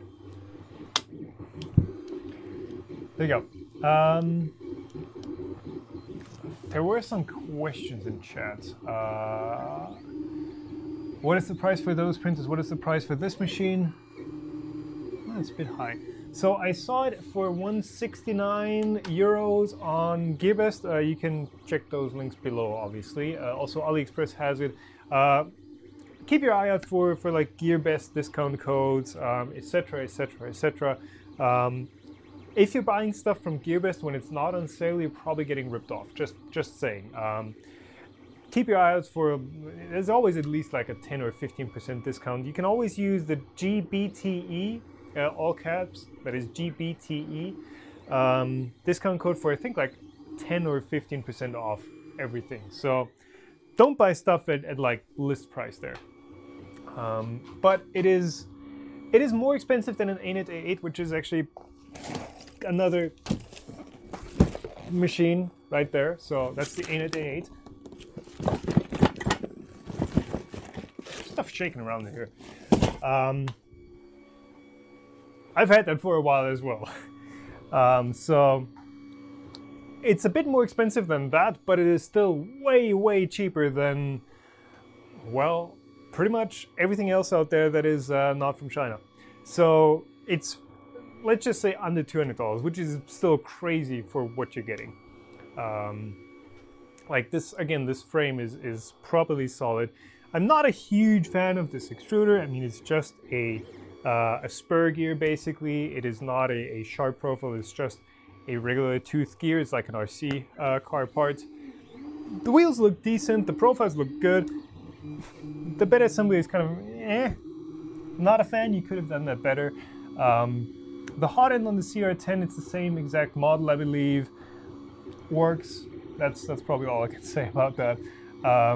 But in general, this thing will need to prove itself in like real world applications. It's one thing looking at the machine and going, but it's another actually using it and doing stuff with it. So that's what I'm going to be doing with this, and you know, actually printing with it until I can form a solid opinion. Because just unboxing something and doing like 1 or 2 prints like some other channels do on their review videos isn't enough to actually call it the best printer or call it, you know, good or bad. You need to put a bit of time into the machine, use it for a while, and I mean, just because it works now doesn't mean it needs to work or it's gonna work in you know, 2 spools down the line. I'm going to be trying some different materials, ABS, maybe, I don't know, I'll try to get it up to temperature. PTGs, PLAs, all of that. But yeah, so far it's looking like a miniature CR10, which is a good start. The CR10 is surprisingly solid. So yeah, at this point, it's not perfect, but it's pretty good. And it's probably, considering that it's from Creality, which is a company I now trust a bit more than someone like ANET, don't think you can go that wrong with this. But again, time will have to tell. Why is Maker's Muse moderator? Because Maker's Muse is a person that is, you know, coming here with no evil intent, and having more mods is never a bad thing. So, yeah. Just put it on the black foam that it came with. Stops the vibration to the table.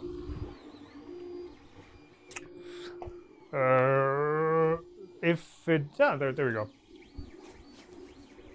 This thing? Let's actually try that. I will try and give you all a close-up in a second. Oh yeah. So it is vibrating much more than it is actually. Okay, it is vibrating much more than it is actually giving off sound itself. I mean, it's a metal frame, it's not gonna act as a speaker. This table, of course, does. So, yeah. Close up, close up, close up, close up.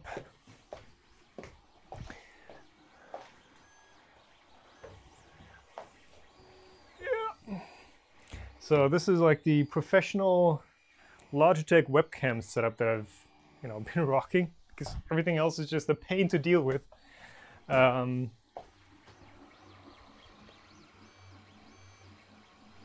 It's kind of overexposed, it's kind of noisy, yes. But theoretically, the Logitech app should actually let me zoom in without losing quality. Let's try that. Nope, wrong one. That is B3. Theoretically. Oh no, that's the wrong way. This is already zoomed in. Eh. Can't click that. I don't know how much extra quality that's giving. Not a whole lot.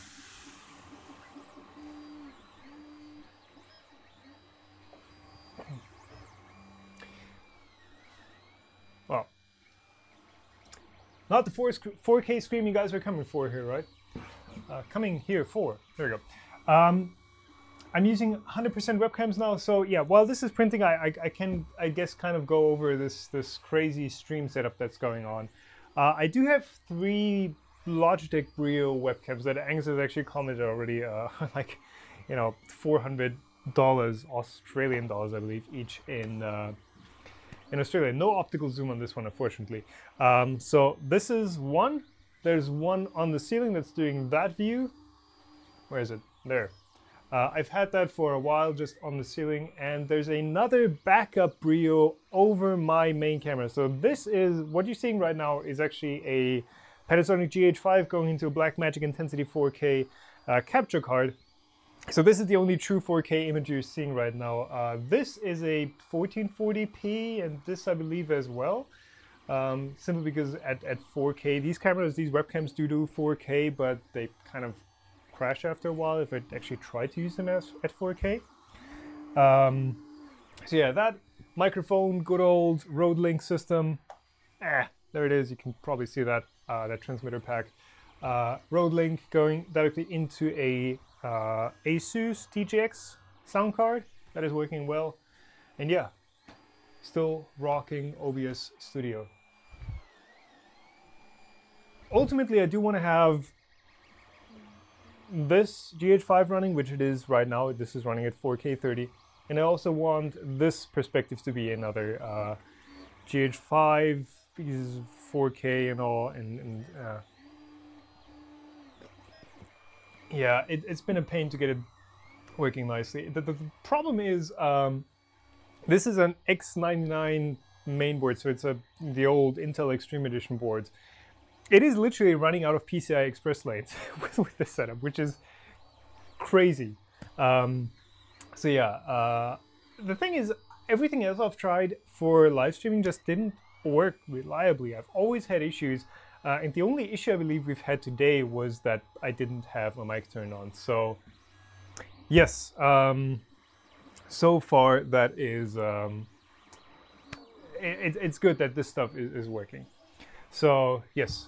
People are asking for power fails, so let's actually try that. This print is going relatively fast. How long has that spent printing? 10 minutes? So we've been printing for 10 minutes. So walk me through here. How is that power failure supposed to work? I've got the extension cord right here. If I actually just flip this switch, what is it gonna do?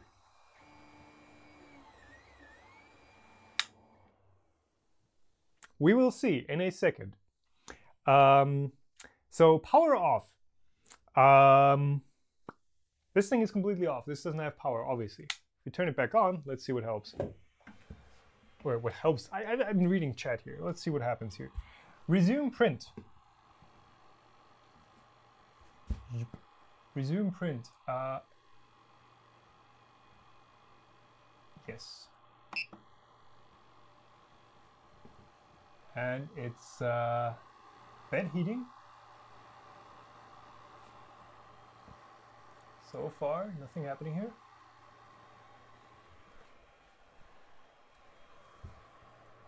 So far so good. So far this is working. This is probably gonna get a decently sized blob. Yeah, luckily, it's at the very edge of the bench, at the very rear, so the blob is coming off the rear of the machine. It doesn't do, yeah, what people in chat are already commenting. Where's the comments? There you go, Vincent. It doesn't lift the nozzle, yes. So what Prusa does with the power off detection is, what is it up to now? It's homing. It's literally rehoming all axes, except for Z. Didn't rehome Z. And it just keeps on printing. So yeah, what Prusa does, it actually moves the printhead away from the print as fast as it can. It turns off all the heaters the instant it detects a power failure, and it uses that remaining power stored in the power supply to actually move the hot away, so it doesn't get that blob. In this case, it just recovers. It just recovers after the fact. It doesn't do anything as soon as the power goes out. So This print now has a pretty massive blob on its backside, somewhere around there. You can your far left, far rear left. So back here. Back here it has a blob, but other than that, it's looking like it is actually recovering. I'm gonna say it's recovering. It's much better than not recovering. It is a good feature. I don't know how much effort they had to put in. I don't see any extra hardware like Prusa has. Prusa's power supplies are literally modified from the factory. They have like a little extra board in here that even before the output power starts dropping, it already sends a signal to the main board saying, "Oh, my power is gone. You might want to prepare for a emergency power down situation," kind of thing. This doesn't have that, so this just turns off as is, and then starts off where it left. So supposedly this is writing to either somebody commented it. I knew it at some point what exactly it is. It's writing either to EEPROM or to the SD card constantly. It's either by layer or by line. It's doing something. Not sure how. So the discussion on that was how long the storage is going to last if it keeps constantly writing to the card or the EEPROM. But honestly, for an SD card, I don't think it's much of an issue. Like, first of all, SD cards are dirt cheap, and also they have wear leveling. So, yeah, every 10 seconds, which isn't that bad. The SD card is going to be all right.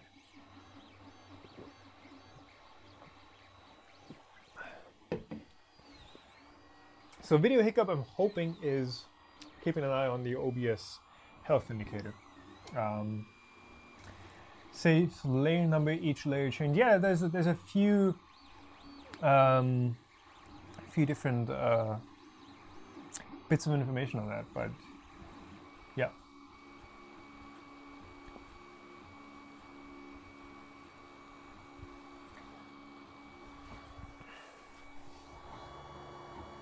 So I believe I can see a bit of a line, at least on the back of the print, not on the front. We can take a look at that in a minute, but I believe I can see a bit of a line on the back where it didn't home to exactly the same position. That was probably horrible to look at.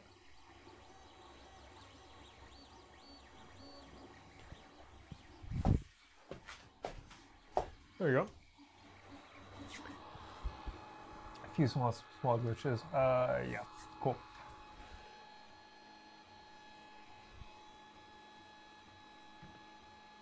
Just try and get this to focus. No. Ah, I can do manual focusing here, theoretically. Yes. Ah, Logitech, so powerful.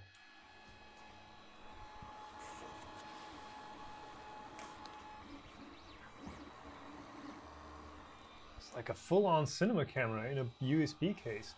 So print quality is looking consistent.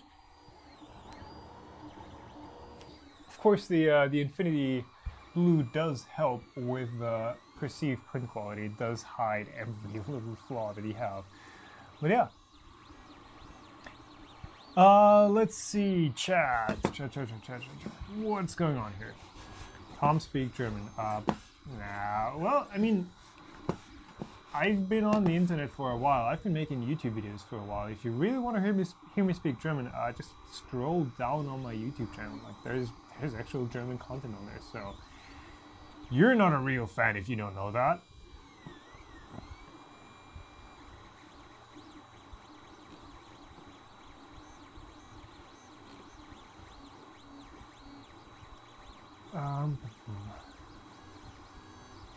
Yeah, Native Exception is commenting on the power off failure, and that is something, or yeah, what he's bringing up is actually something that Prusa is also dealing with.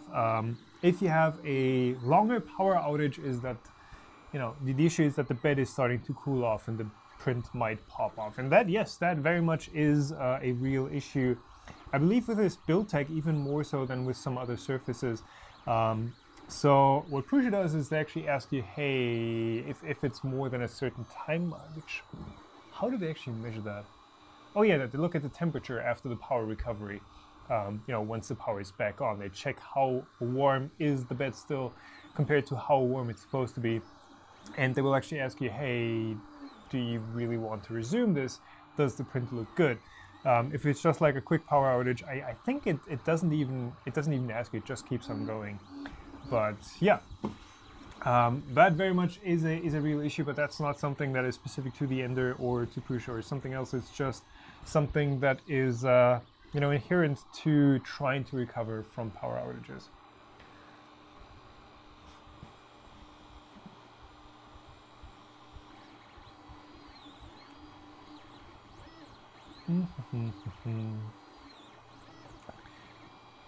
Aria is commenting, every time I see a new printer from China, all get high acceleration, low junction deviations. It is the...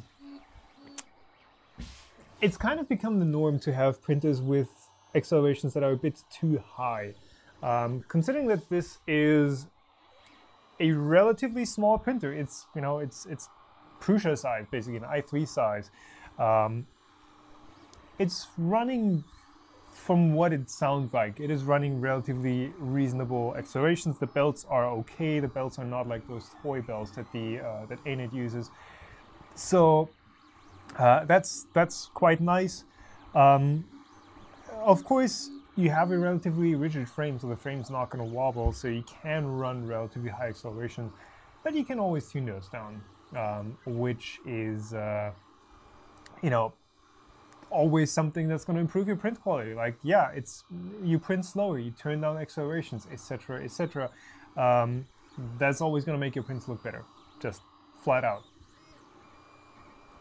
Up to a certain extent, of course. Like, don't try and print at 2 millimeters a second and be like, hey, you know, why is this just a big oozy mess? No, reasonably low. Randall Black, thanks for the tip, saying can't wait to see the whole video. We'll see. I've got quite the stack to work through. Will I upgrade that 3D printer? For now, no, because again, this is marketed as a, you know, complete package. It's not sold as a DIY kit. It is a print. Well, they are saying, yes, they are saying, hey, maybe this item still need to be improved for much better. That is what the Creality are saying in the packaging here, but that's not what it says when you buy one. So, as always, I will be reviewing these machines as they come out of the box with no mods, or as little modifications as possible to make it work. All right, thank you, Angus, for being here. Have a good night. What time is it in Australia? Like 4 a.m.? What? Yeah, definitely time for bed. Thanks for stopping by.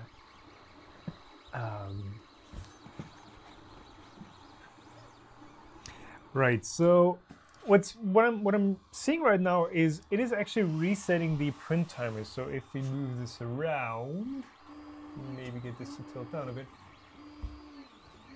you can if I look at the screen, I have no depth perception. So right there, you can probably not see that. I'm gonna have to lift this up. Right there, it says 9 minutes. Is this autofocusing or not? 10 minutes. So after the power outage, it did actually reset the timer for how long this has been printing. So to the printer, apparently, it's a new print. It's starting from 0 again, which is interesting. So we were at kind of like 10 minutes, so this is 20 minutes in. The bulk of the print is done.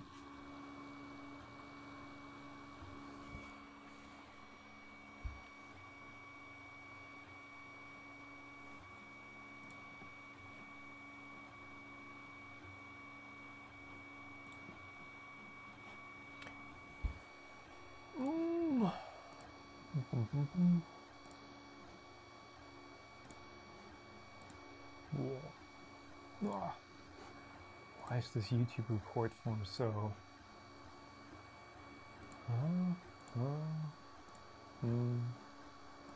Report. Cool. I can still block people on this channel. Yeah, yeah, so this power outage again versus a, well, this power outage detection system and the one on the Prusa, etc. Anything that, you know, actually has the printer stop when the power goes down, as people are commenting in chat, is not as good as having a UPS or just maybe a stable power grid or something. In fact, I can't remember the last time we've had a power outage here. Plus I've got like a 10 kilowatt hour solar battery now in the basement, so that's going to keep us running for a while. So this, for me, power outage detection isn't a huge deal. I don't know what the situation is in other places in the world. I don't know how good the grid is in the US. Here, southern Germany, not really an issue, but I still like the fact that it's there. Like you can have your cat trip over the power cord, or you know, some other thing happening, and that at the end of a 25-hour print just isn't a fantastic thing to happen. So it's good that it's in here. I'd rather have that feature than not have it. The part cooling fan is stopped, in fact. So it is not a camera refresh thing. This is literally standing still. Interesting. Good point. Thank you for asking.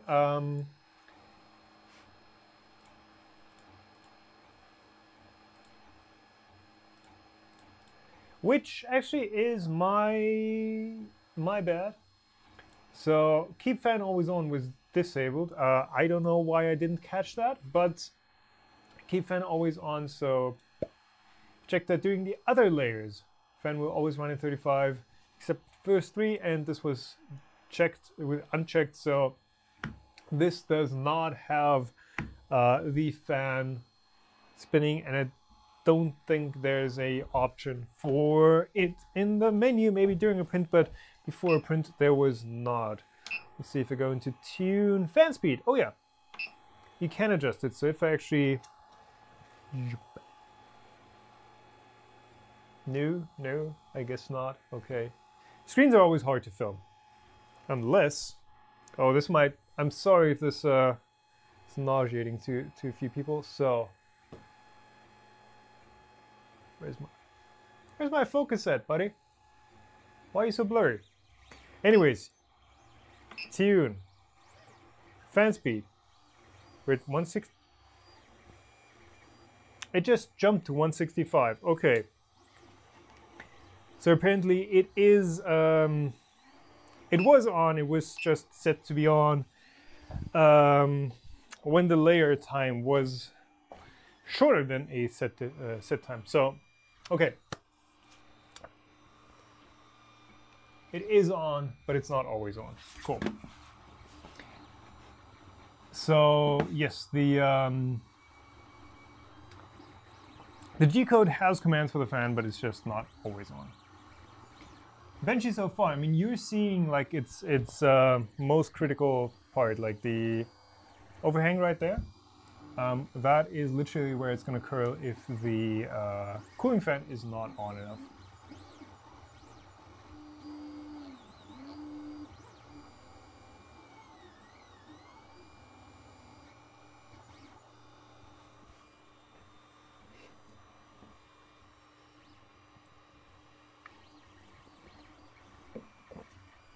Is the control box fan still running? So control box fan is down here somewhere. I shall get a good look at that. The control box fan is running. Yes, I don't know if it's full speed or if it's controlled or something, but it is most definitely running.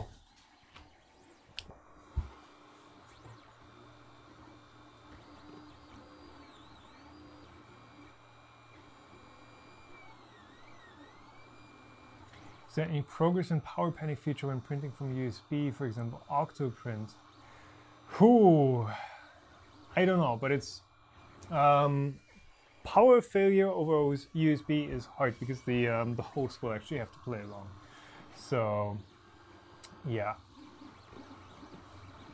Looks like there is a line in the print. Where are you seeing a line? Yes, that is exactly that line you're seeing. About at half height of the print. That is exactly where the power outage happened. And I think it didn't home to exactly the right position. So you do kind of see a line. Let's get something that I can point with. So let's get that flathead screwdriver that was included. So right about at that height, I guess.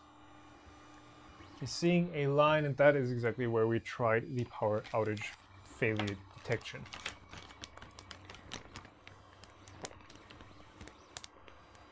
The control box fan is connected to the part cooling fan, which is strange. I wonder why that would be the case. It doesn't make a ton of sense because they already have two fans, for example, going to the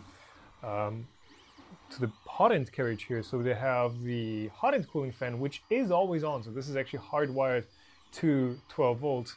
And they have the part cooling fan, which is controlled. So it would, I would say that is actually an error. If I turn this off, we get a bit more contrast, maybe? Yeah.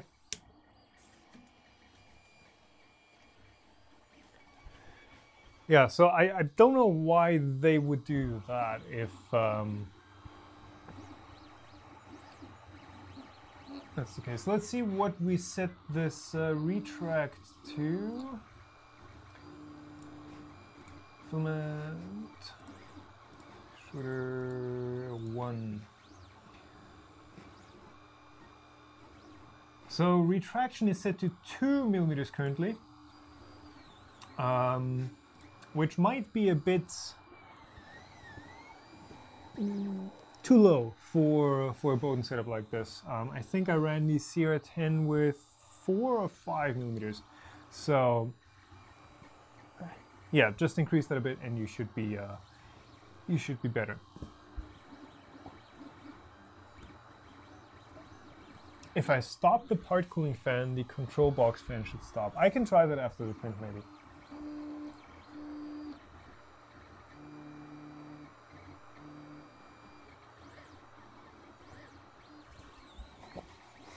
Yeah, light off. The light right now is just pointing towards the ceiling, so we don't lose the entire light, but it was shining into the webcam, so that's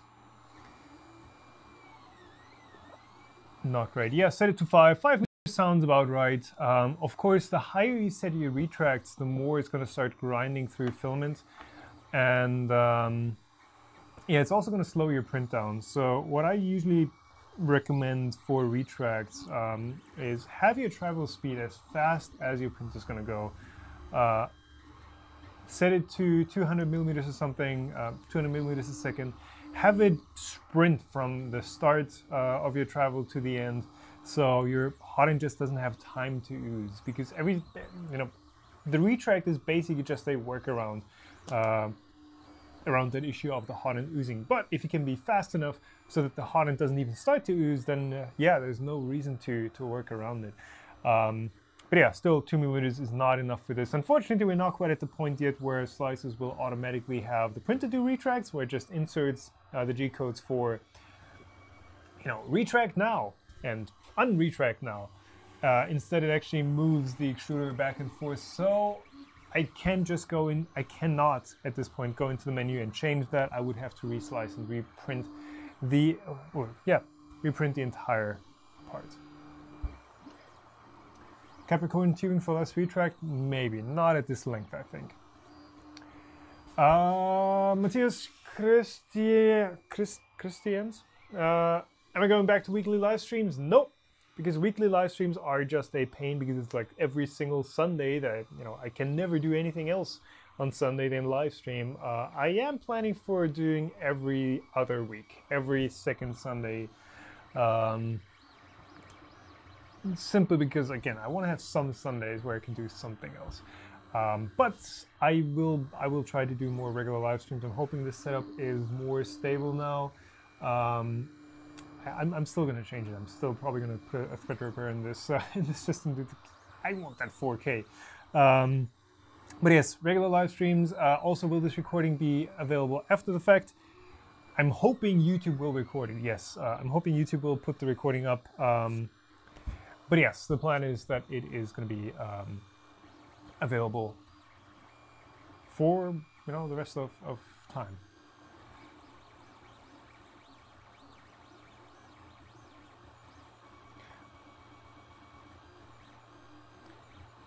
Jose is asking, did I notice any stability problems with the bed? The bed seems fairly good, robust, solid on there. Just looking at the nuts that hold the open bills wheels on there, they look like they're tightened well. It's probably something that you should check when you're building your own. Just these four. Can I actually tilt this back during the print? Probably. Yeah, those nuts on the bottom there. Those you should probably just double check that they're tight before you put your machine together. But so far, it's not. I mean, I'm not seeing any issues with stability there.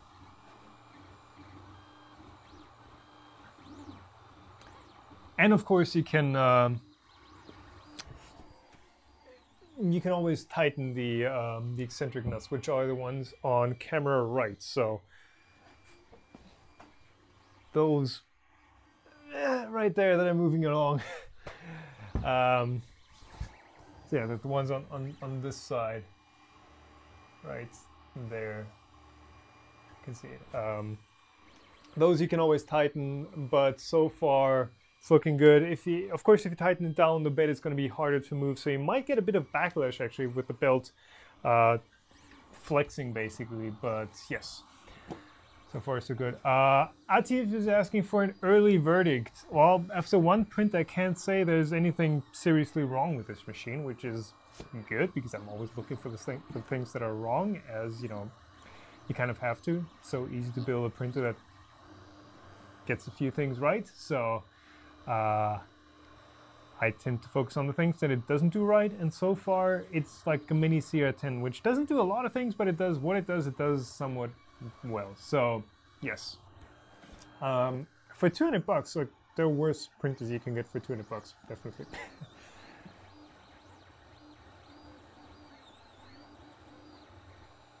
And the 3 is the best buy for the money right now. Wouldn't go so far as saying that without putting the time into to fully learn the machine, but you can definitely do much worse for the money. Why did Naomi Wu sell her soul to Creality? Again, this is kind of what I started this stream out with. Pretty much the only reason why I'm doing the Ender 3 now is because everyone's asking for it for once, but also because Naomi is working for Creality now. If you don't know her, look her up. She's doing some awesome work. But the reason is basically that she's teaching them what open source means and what the community is about, because that's something that I'm getting the impression with a lot of Far East manufacturers, is that they don't necessarily have, not all of them have evil intents, but some do. Well, who knows? But most of them simply don't understand why we get pissed at them, why we you know, complain when like nobody publishes them all in source or calls their products something open source or whatever, and then doesn't deliver source files. So I think she's done a fantastic job of just downright telling Creality, hey, you know, you could do this and it's not going to cost you anything. It's not going to be a huge downside or anything, but people are going to love you for it.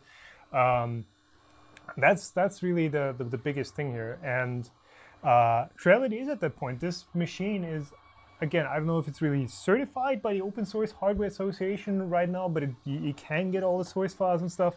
And this is also Marlin Dev, Scott is working with Creality a lot, and he's basically given me the thumbs up on, hey, you know, they're actually a company that understand what we're on about now. So that's kind of my reasoning for why Creality is one of the Far East companies that I don't have to be, how do I put this, cautious about and you know, really start out with, you know, this might just be a box of parts, but they don't really know what they're doing. No, they've proven with the CR10 that they can make a good machine, and I don't know. Yeah. Yes. Okay. That Z wobble.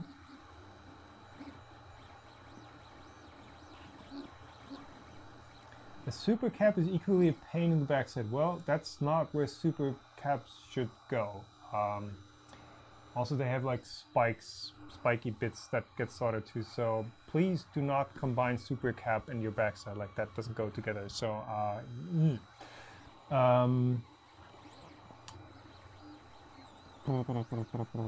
for Core XY, I don't know if you why Core XY first of all, but anyways, Douglas. Trunks is not GPL compliant, if that matters to you.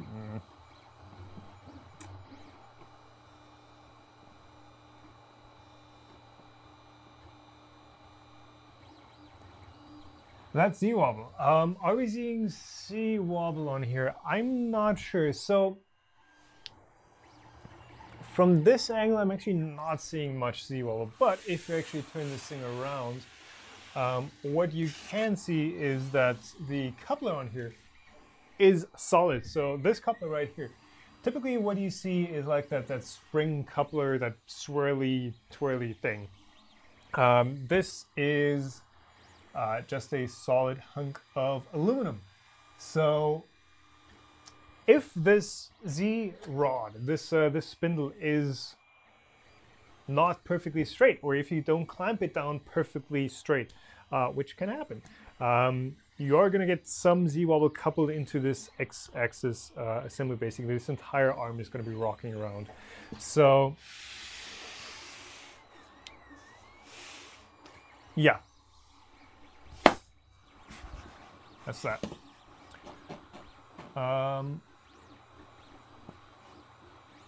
Have I not banned you yet?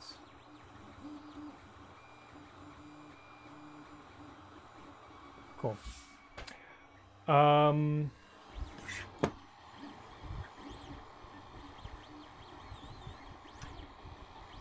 Make sure the set screws on the extruder gear are tight. All three of my Ender 3s were loose.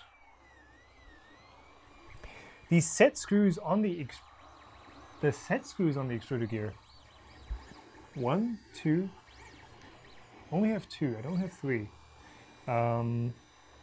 That's gonna have to be something that I check afterwards.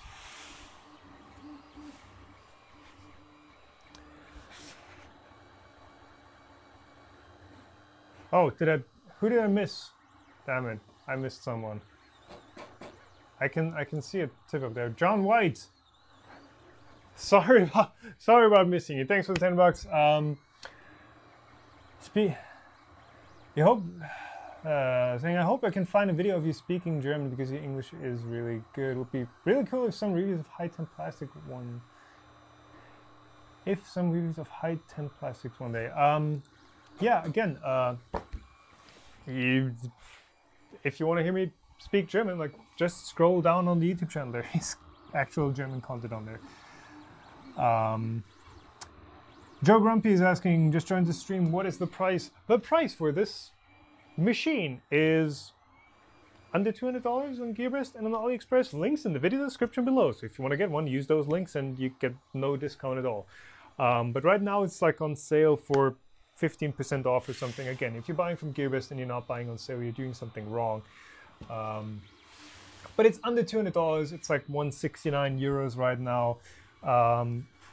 It's a fairly affordable machine. It is more expensive than an ANET 8, yes, but it's way cheaper than many other options, and for that, it is doing pretty well. Let's just put it like that.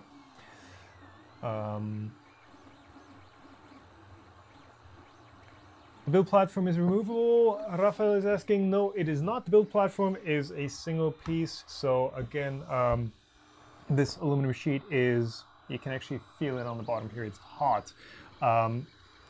It has the heating tracks directly on the bottom of this aluminum plate. Then this is basically an aluminum PCB, and it has some Build Tech-like stuff stuck on top. So it is non-removable, 100% non-removable. So yeah. Zeiss is asking about electricity, which is actually a good question. So typically, with a heated bed, let's actually switch to me because I don't know. With a heated bed, so this is like a regular sized machine, 230 by 230 or something. These printers use around 100 to 150 watts when printing. When printing PLA, maybe more, maybe less, if you have a heated bed that is better insulated or not as well. So the power draw from these things is, you know, with German power prices, which is like 25 cents per kilowatt hour, costs you about as much as the filament does. So that's the math I did at some point. So let's say a kilogram of filament for 20 euros. You print the entire thing, you're probably going to be spending another 20 euros on power. Just as a rough estimate. If you have a printer with a smaller build platform, it's going to use less power, and so on and so forth. But it's not going to be a massive difference. It's going to be in the same ballpark as what you're paying for filament.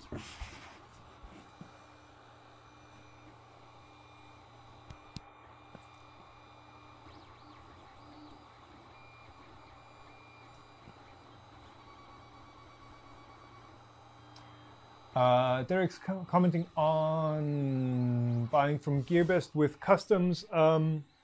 Yes, so most of the cheap machines that you see, Creality, Ain't, the brand that starts with T, Tronxy even to a certain extent, many of those brands, if you buy them from GearBest, if you buy them from AliExpress, they will ship from China. They will ship from outside of either US or outside of Europe, so it will probably be caught in customs. Like if you try to get a box of this size through customs that is like, you know, 5 kilos or something, customs will typically say like, hey, you know, that sounds like it's something that is more expensive than your free import limit, basically. So you will typically pay customs if you're buying from China. The thing is, it depends on what you want to do. So if you want to pay customs directly, you can do that. You might get away with it. It might just sneak through, maybe not. You will typically be a bit cheaper even if you pay customs and buy directly from China than if you're buying from an importer, because the importer is paying those same customs, those same import fees, and then they still have to make a profit. So it just depends on what you kind of like. Yeah, that's it. So typically what you're going to be paying, at least for Germany, is you're going to be paying VAT, basically. So that's 19% here, value added tax. So you buy this thing for 169, you pay VAT on top of that. That's like another math, 30 something, 35, 40 bucks. So it's going to be basically 200 euros if you buy this and you pay customs on top of it. Yeah. It's just something that comes along with buying internationally. Does USA have to pay customs? Yes. Now, the thing is also, on the topic specifically of GearBest, they are now rolling out their international warehouses. So they have, GearBest is a Chinese company, obviously, but they also have warehouses within the European Union now. And I believe even in the US. So you can buy it directly from those warehouses. Again, it's going to be a bit more expensive than directly from China, but you are going to be, you know, within your tax area, whatever it's called. So if for me, if it's within the European Union, everything is tax-free. So even if they're shipping from the Netherlands, which is, I believe, where Hobby King is shipping from, it's going to be imports and tax-free for me. And for you in the US, if you're buying from anywhere inside the US, you're not going to be paying tax, or have it shipped from anywhere inside the US. You're not going to pay tax on top of what you're paying the seller. So yes.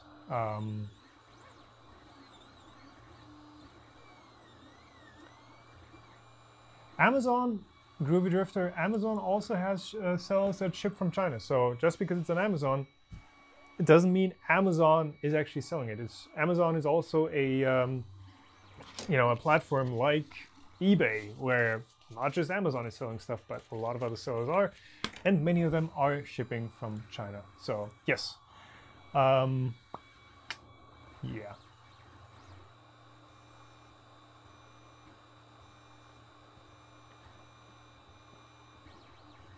Yeah, you guys are all getting cheap power. I see. Thankfully, with solar, it is a bit cheaper here, but we pay about 25 cents per kilowatt hour. Yes. You watch the World Cup? No. Is that going on? Right. That is probably starting in a minute. So I'm probably going to be losing a ton of viewers, but that's okay.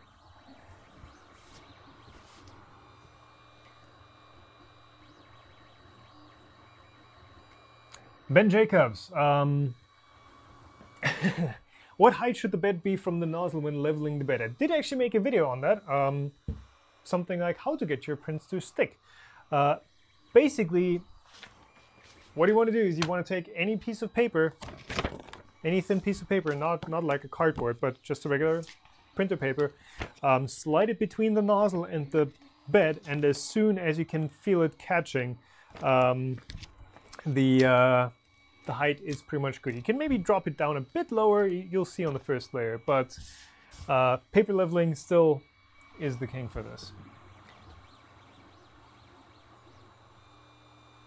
Double check the power supply connection in the casing. Reverse polarity, wow. So that is basically, you're basically saying that this guy, so it has a power supply shroud on here. You can probably show that on this camera as well. Has a power supply shroud, which is nice. Again, injection molded with the switch and fuse in here. So nice, ow, but it has a sharp edge right there. Power supply shroud, so that's all covered up. There's no exposed wiring, but then there is this, which you can probably not see. There you go. There's this, there we go, cable coming out of it. Positive, negative with the XT60 RC connector on it, and yeah, apparently some of these ship with the polarity wrong. What is the second horizontal line? So I'm assuming you're talking about, it's probably going to be too thin to pick up. No, it's not. So that line down there, at roughly that height, that's the power failure test, and I think at this height, I actually moved the printer around there. I think I actually picked it up and put it on its side or something. So that is mechanical from me.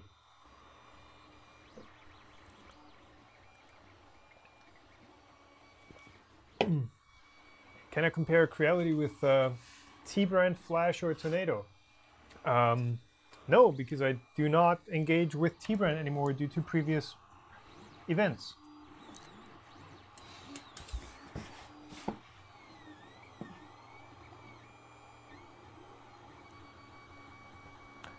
John Maz is asking, worth buying if you already own a CR10? Ooh, tough one. I mean, it is basically a CR10. Like, that's the entire gist of this thing, I guess. This is like a smaller version and a cheaper version of the CR10. There's so many things that are basically identical between this and a CR10. I kind of like this one better because it doesn't have like the entire electronics box on the outside, which is something I always hate on machines. But I don't know, if you already have a CR10, I don't think you're going to need another printer of this class, because it does pretty much everything the CR10 does, and it doesn't do all the things that the CR10 doesn't do. So the only difference is it's smaller, and I don't know, you can print small things on a CR10. So, well, yes. So I don't think so, unless you need more printing capacity.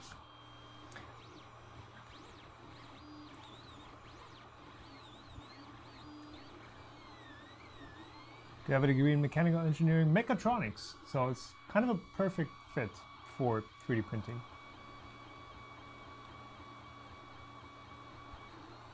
Limit switch for the bed being too far back. French name guy. Limit switch for the back. So I'm assuming you're talking about the switch that is back here. So that's the front of the printer. I'm assuming you're talking about this switch back here with the motor. I don't think this is too far back. It is just the printer homes to a position where the nozzle is actually off the bed. So it is somewhere around here. It's not on the bed, it's off the bed, which you can use, for example, to prime your nozzle, where you just literally have your nozzle go in front of the bed, extrude, so it falls onto the table and then you know, gets wiped off as soon as the bed moves forward. But I wouldn't say it is too far back. It's just a design choice.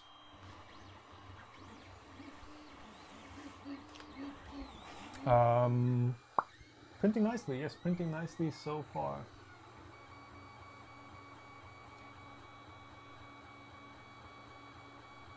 Is my N3 part cooling fan connected to my electronics enclosure fan?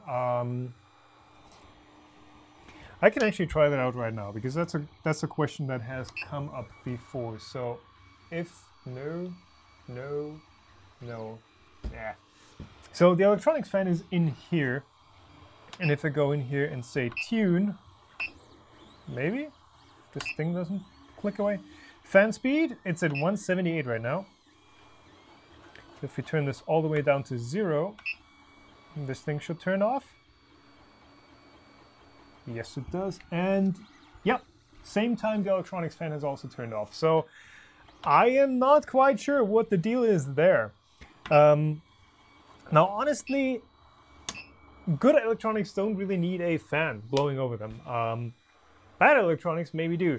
So I'm not sure what the deal is here. So it's kind of counterintuitive, because if you're using a part cooling fan, you're probably using a high temperature material like ABS, which means you are putting more strain on the MOSFETs and on the power components or power handling components on the main board. So in that case, you would actually want the electronics fan to be on, but it's off because your part cooling fan is off.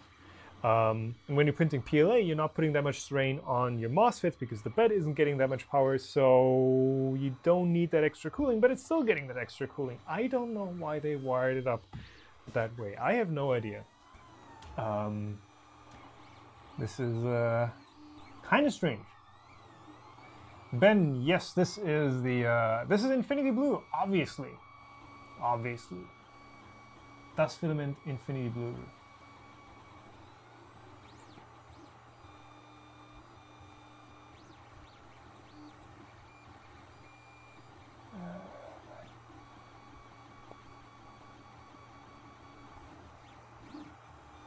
The bed is bigger than the print surface. Well, the bed is the print surface. Heater cable possibly snagging on the frame. I don't know, this... Where's my views? This... Yeah, I mean, if the bed moves in the wrong way, there might be some stuff getting caught. Excuse me. But you can, of course, always take some zip ties to it. So I don't think this is a big deal. We'll be reviewing the CO20. No plan.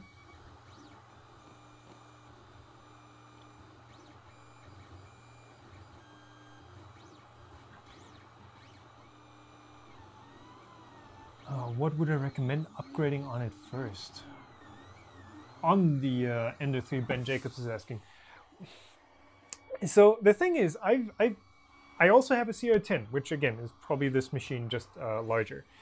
I have not upgraded a single thing on the CR10 because I kind of like to keep my printer stock, because that's the product that the manufacturer is shipping out. That's the CR10, that's that product. As soon as you make mods to it, it's not that printer anymore. It's something that you created. So the CR10, my CR10 is bone stock. There's literally nothing done to it, and it prints well. It's not the greatest printer ever, but it prints well. It's kind of the same story here. I don't see the need to start making mods on this because it kind of prints well. It's not the greatest printer in the world, but it does its job. So, but if you actually want to start upgrading things, I would, let's see, I would maybe put a better extruder on it. So this extruder right here is all plastic. It doesn't have adjustable tension. Oh, that holder is like in the perfect position so you don't see a single thing. Cool. Yeah, there we go. So extruder doesn't have adjustable tension, so this is literally just a spring-loaded extruder assembly. It has a gear that doesn't have any sharp teeth. It's just a pinion gear, or spur gear, or spur gear. It's not a pinion gear, it's a spur gear. So this doesn't have a ton of grip on the filament, so it's going to limit your printing speed and possibly also your filament extrusion accuracy. So at least put a better extruder gear on there. What else would upgrade? Maybe the Hotend if you want to do other materials. But then again, if you want to do higher temperature materials, you might also want to upgrade the bed and the power supply and the electronics to get more temperature out of the bed.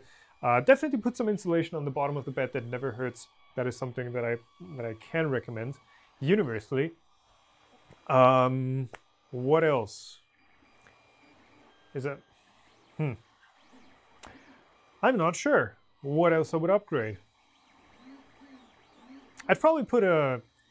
Nah, maybe not. I'll have to see how level or how even this bed is. I was going to say I might put a bed probe on it, but maybe there's no need for this. This bed isn't perfectly flat. It's kind of bowed, so on the outside corners it is a bit higher up, and towards the center it dips down. So a probe with mesh leveling might correct for that, but I'll have to see how bad it really is. But in general, if you're new to this entire 3D printing thing, I would definitely say get used to your printer, get used to the software, make use of it, make practical stuff with it, design your own things before you start upgrading the printer, because these printers, they work, they print, they do the thing they're designed to do. It's just they might not do it super well, but they do it well enough.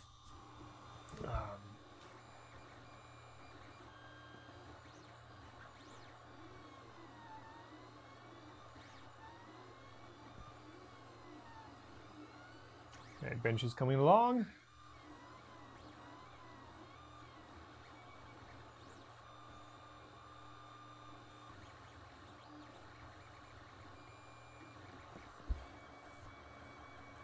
Firmware, maybe, yes. E3D Tornado. What is the E3D Tornado?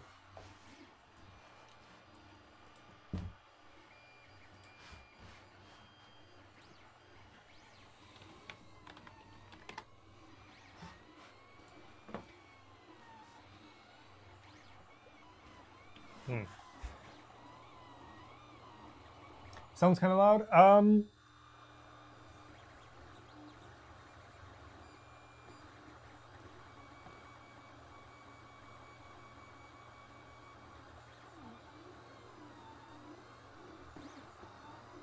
Yeah. So the everything under extrusion here? No. High-pitched, loud stepper driver noise, Chris Riley is commenting. I'm not getting any of that, actually. I know I'm pretty sensitive to anything that is high-pitched. I know my solar inverter has, like, the most annoying, loudest whine to it if it's not running at full power. So that drives me crazy. Thankfully, it's in a different room. But I am not hearing any stepper whine on this printer, which is good. Also not in idle, so yeah.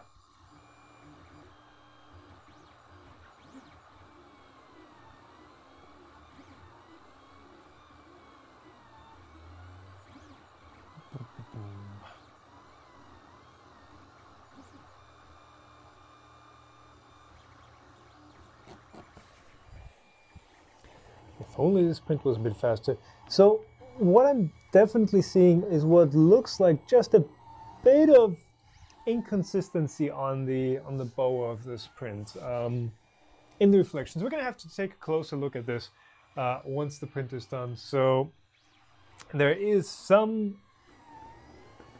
going on. I don't know exactly what it is. It may as well be, what is it, Prusa bug number 163 or whatever the extruder inconsistency is, because that's something that is actually, you know, plaguing every printer. But there is some inconsistency. I'm thinking it is from the ZX, it's from the spindle, but yeah.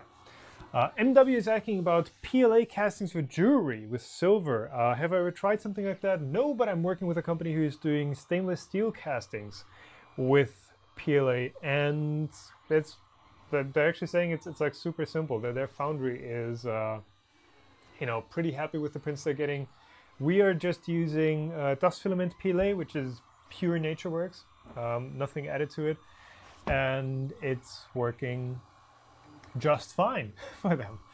So yeah, go for it. It might be I don't know, PLA for jewelry. If you can get that amount of detail out of an FDM printer, I'd be surprised, but go for it. Give it a try. It can definitely work.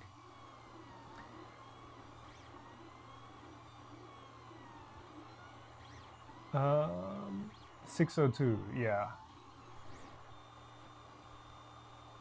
Have been using larger nozzles than 0.4 lately. Jean-Francois is asking. I'm hoping I pronounced that right. I have no idea about French. Have been using larger nozzles. Ooh. I've not personally on my machines, I believe, but I keep recommending 0.6 and 0.8 and even 1 millimeter nozzles to people, and they seem pretty happy with them. If, you know, Extruder and Hotend can keep up and pump enough heat into the material. I don't know why recently, but it's still the same story. It still, you know, makes for awesome looking prints that come out really quickly. So yeah. Do I recommend other resources regarding slicer settings? Ooh. Slicer defaults are getting so good these days, but in general, print slowly. Use the defaults and go a bit slower and you're going to be fine.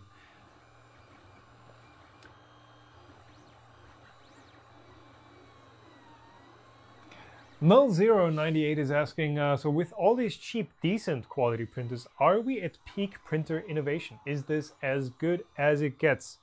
I hope not. I hope not. I hope this isn't where it ends. Obviously, this is like your typical printer at this point. It's well built, not really special printer. Does everything. You know, it's got standard frame, it's got the standard dimensions, it's got the standard lack of features, basically. But it prints well enough.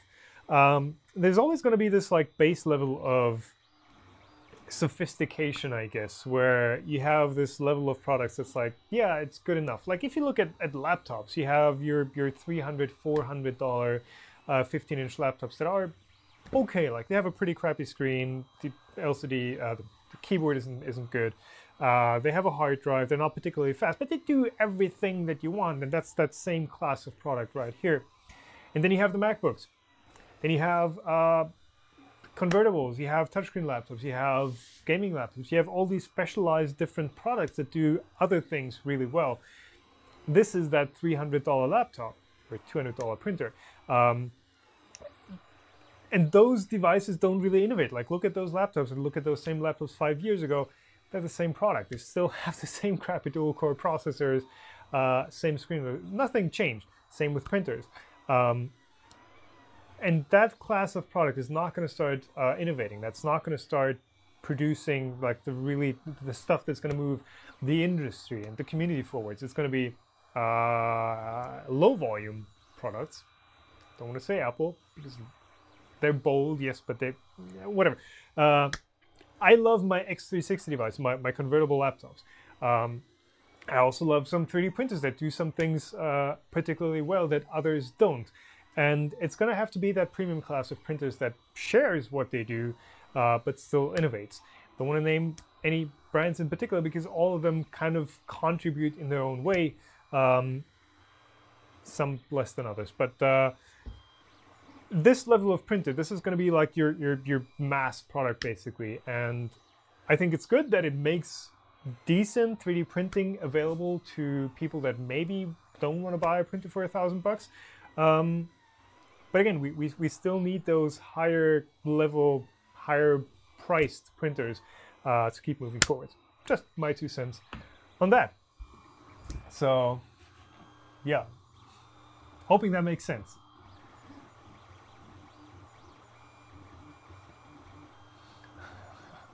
Am I coming to TCT show later this year? Oh God, I've done too much traveling this year. I'm not sure. Maybe. That's like a 40% maybe. He is asking, how loud is this printer? Normal. I'd say it's a normal loudness volume. I put it on this foam, so by default it doesn't sit on this foam. By default it sits on some rubber feet below the frame. So these corners each have like a rubber pad taped on. But this table kind of resonates with that, so it gets really, really loud if I just put it on this table. And as you can hear, that is one of the hollow IKEA desks. But it's like a normal volume printer. It's got, as far as I'm told, it has regular Allegro drivers, and it's about at that volume. So yes, normal, not too loud, not too quiet.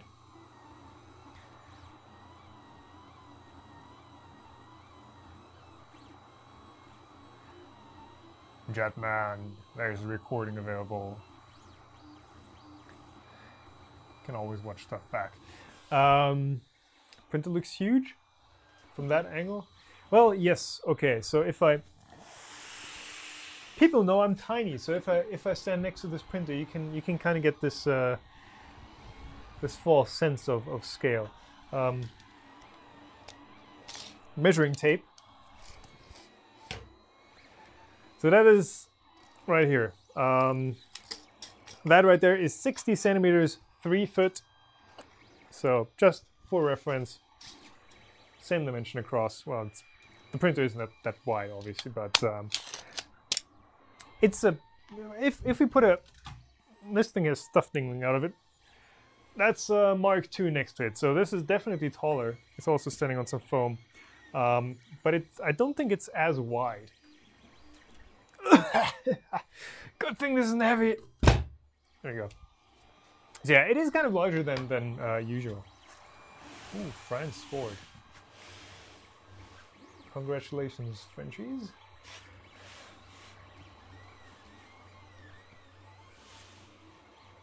There you go. It's coming along.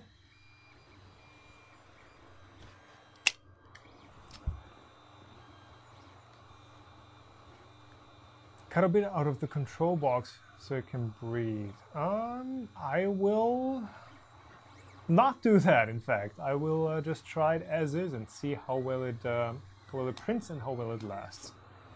32-bit is not needed for all printers, correct. That is very correct. But then again, the funny thing is, because Atmel has like the monopoly on Edmega chips, obviously because they're the brand making them, they're actually charging more for the Edmega ICs than what you'd pay for a proper 32-bit processor. So for something like what's the naming? Anyways, ST has competing processors with 32-bit chips in them, and they're like a third to half the price for a much more powerful processor. So it's just firmware needs to catch up, and I think we're going to see the switch to 32-bit really quickly, really quickly once that is all there and solid.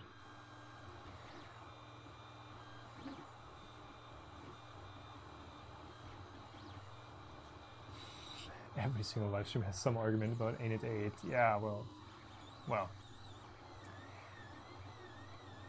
This printer strings much. So if you look at the strings in this printer, or the stringiness of the print itself, yes, it is kind of stringy, but it's also my bad. I did not set the retraction correctly, so this is at 2 millimeters retraction, which is typically what you use for a direct drive printer like the Prusa, or like, do I have any other direct drive printers around here? the printer bought. The low spot mini, direct drive, no Bowden tube. So printers without this Bowden tube where the extruder is directly mounted on top of the Hotend. 2mm is what you'd use for that, but this is a Bowden setup. Even though it is short, you still need to up the retraction.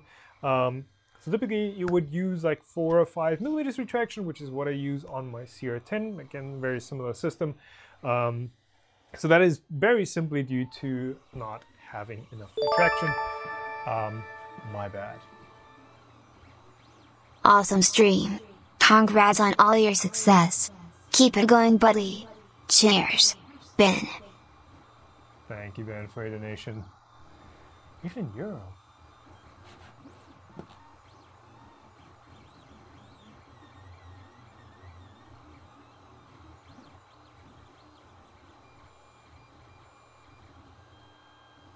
MacBooks is a bad example. You know what I mean.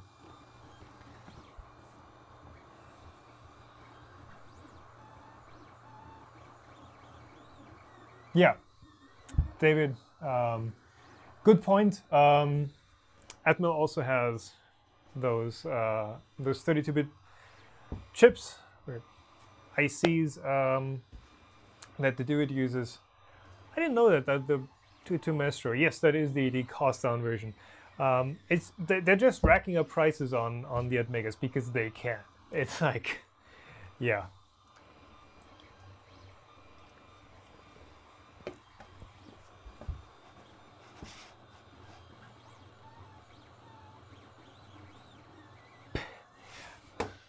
That computer voice still needs to get turned down. Okay, I will try. I will try and turn it down even more. Thought I had already. Hold on, if I switch cameras, does it? No, it stays. Okay. I am sorry. I shall turn it down. It's like 10 decibels down. I thought I had tested this, but apparently didn't work. And I'm planning on getting a Lowspot Mini 2 for review. Lowspot have actually offered one to me. I still have to accept that offering. I have so many printers that need to be reviewed, kind of. So, I don't know if I should. What's the next RAMs 1.4 for 32 bits? You're not looking for the RAMs, you're looking for the, what's it called? There is a specific 32-bit Due RAMs-like board.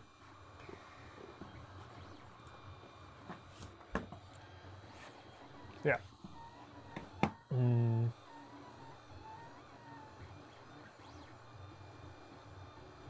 Paul F. again, and with the discussion of 32-bit or not 32-bit, Paul, no, it's not about adding cost. 32-bit doesn't add cost to a board. 32-bit is literally cheaper than 8-bit. A 32-bit processor is literally cheaper than the Atmega 8-bit. I don't know what this is. Probably uses an Atmega. Than the 8-bit Atmega that these use.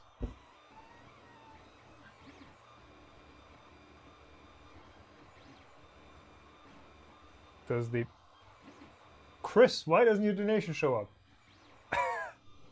It's like I keep looking at my. Oh, you know, because Super Chat doesn't do that. It only goes through the Streamlabs tip. But thank you for the $5. Much appreciated. Guy from somewhere east of me is asking, is YouTube my full-time job? Yes, it is. It has been for a while.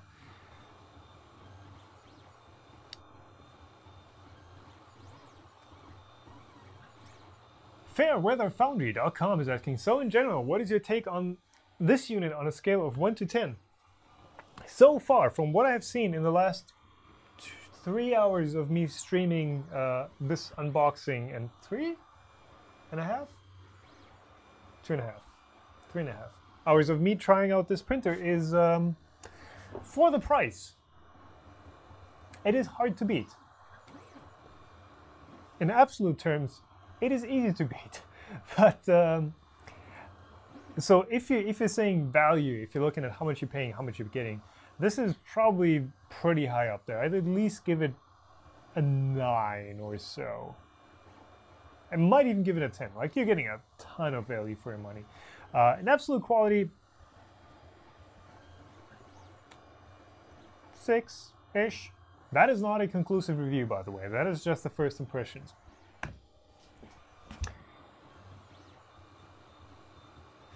Why are all the cheap China printers all 8-bit, just avoiding changing to a cheaper processor?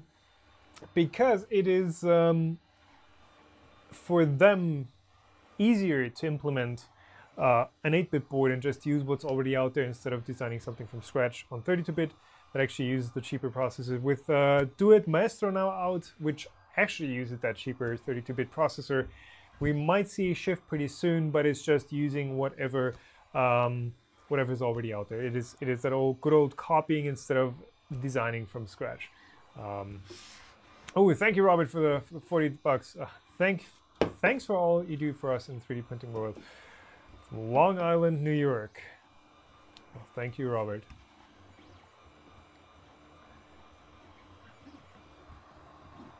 Bite of Blender, good seeing you around here again. Is there such a thing as having a cooling fan that is too powerful for PLA? It's hard. It is hard to overcool PLA. It is possible, but it is very hard to put too much cooling into PLA. So, yes, it's hard to do. It's hard to do, but typically you can run it on a on full blast most of the time. How?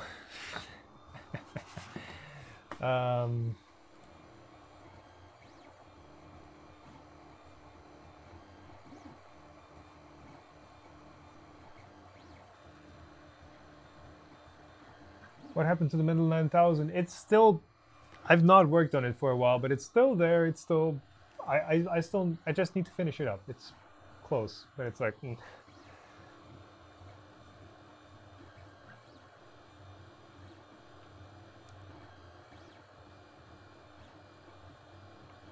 Does this printer have thermal protection enabled? I do not know, to be honest. I've not tested it yet.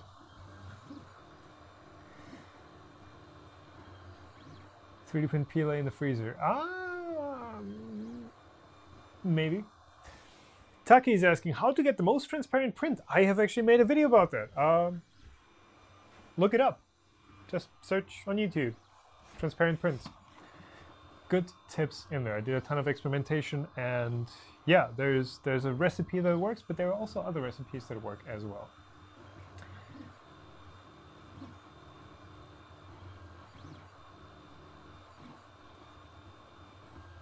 Yeah, if you're literally blowing the PLA off the print, then it's too strong.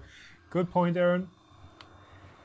That is probably the limiting factor. Like, I wouldn't use a compressor as a part cooling fan, though some people have successfully done that at a lower volume. So yes, the stringiness is very apparent at this point, obviously, but again, that is my bad. That is not the printer's issue at this point.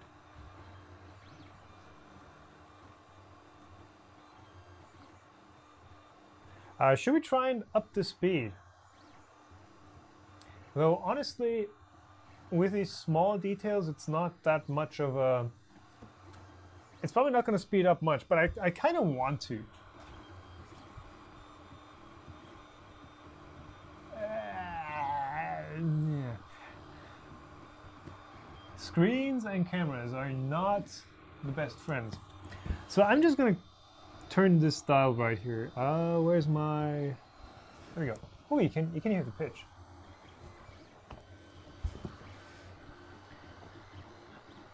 So we're at 134%. You can hear how it changes pitch a bit.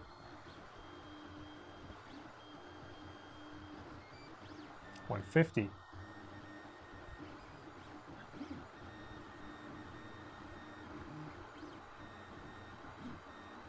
174. So it's actually got fairly fast acceleration, so I can't really tell that it's that it would take longer to accelerate. Let's see, 174. Let's try 202, 198. Okay, I can't rest it on 200 because it's doing 4 per click. So that is 200% speed, and we started out at, let me check. So speed, we started out at 60, 15, 80, 20, 15, somewhere between 15 and 80 millimeters a second. So this should be going pretty fast right now. And it is in fact going pretty fast.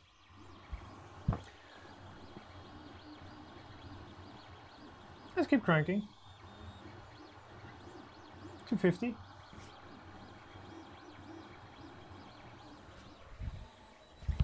What print speed did I start out at? 100. So at this point, you can definitely hear how it's accelerating and how it's slowing down at the end of long lines. So you can definitely, it's not just this, it's actually. Yeah.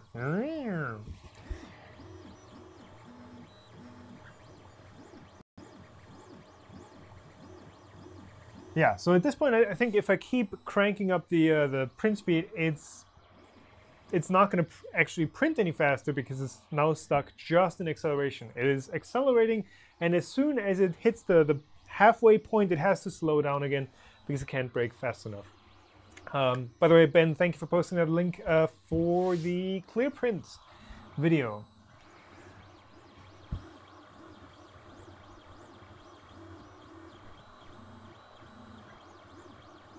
So let's see what happens if we turn it to 300. Still going faster.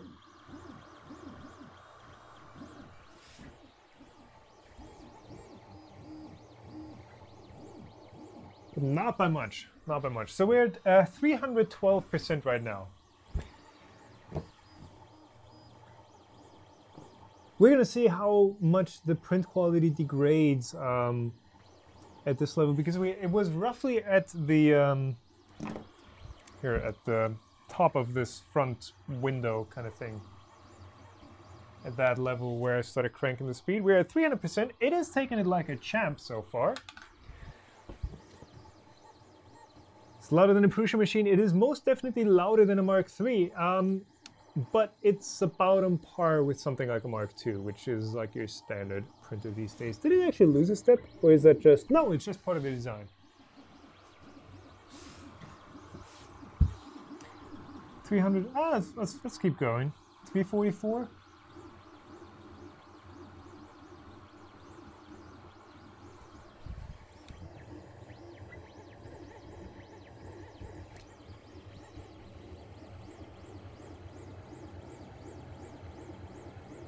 Oh, that's a bridge. Oh, that bridge is actually coming out perfectly. Wow. You cannot see that. But that bridge, hold on before it puts the next layer on. That is hard. That is really hard to show.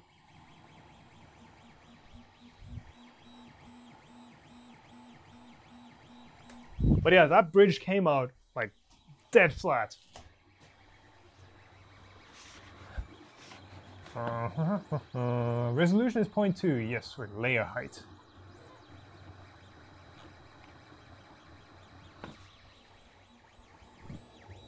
Yeah, and you can actually hear how it's now slowing down because the moves are getting shorter.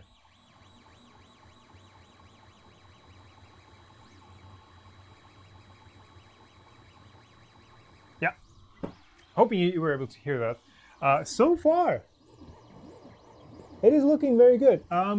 You can now hear that the acceleration limits are kicking in. So the CR10 I know has very low accelerations by default, simply because it is a very large and heavy printer, and by being large, it has long belts, and by being heavy, it puts a lot of strain on the belts in addition to that. So it has that twofold limit in how fast it can accelerate without, you know, getting significant ringing artifacts. Here it is not limited by that, so we're not as much limited by that because the bed is a lot lighter than on the CR10. It is still, you know, you can still hear that it's accelerating and not just, you know, pounding it from the start. So it is, from what I can tell so far, well configured in the firmware. Is Ultimaker 32-bit? Ultimaker actually uses a pair of processors. It has a 32-bit processor for the touchscreen? LCD screen? Does it have a... No, it doesn't have a touchscreen. The 5S has a touchscreen, right. S5, sorry. The 3 also has a 32-bit processor that runs the... Oh, God. That runs the network connectivity and all that stuff. And then another 8-bit processor that runs Marlin for extra movements. So yes, that is, it's doing both, but the actual movement is handled by an 8-bit. God, guys, you're like, I'm missing tips left and right. Super chat, Michael Biermann, 5 Swiss francs. What's the max print temperature? I think someone answered that, but thank you for your donation.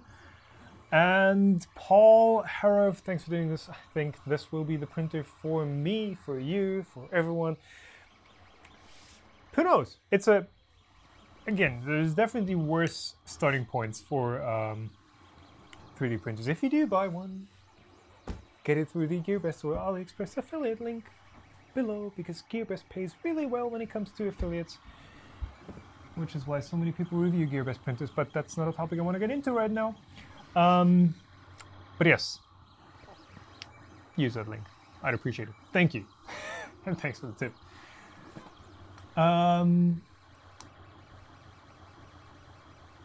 Yes. So yeah, printer is still running at 344%. And you can, I mean, you can tell that it's not going crazy fast. It's not going 300% as fast as the original print speed because it's just not accelerating fast enough. So it is limiting itself because it just can't go as fast. Would I recommend this over an A8? Yes, of course. Like what?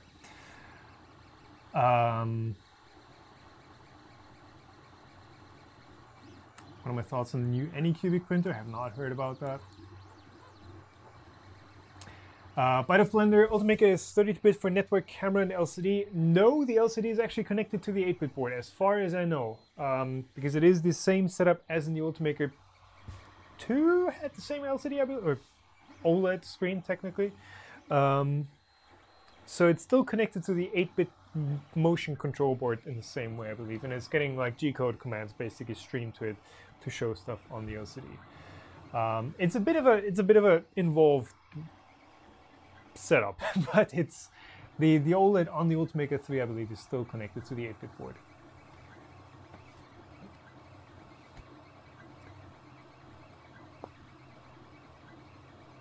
Hey, are you asking me where I got this from? GearBest sent this to me, so from the European warehouse. So no imports or taxes for me, thankfully.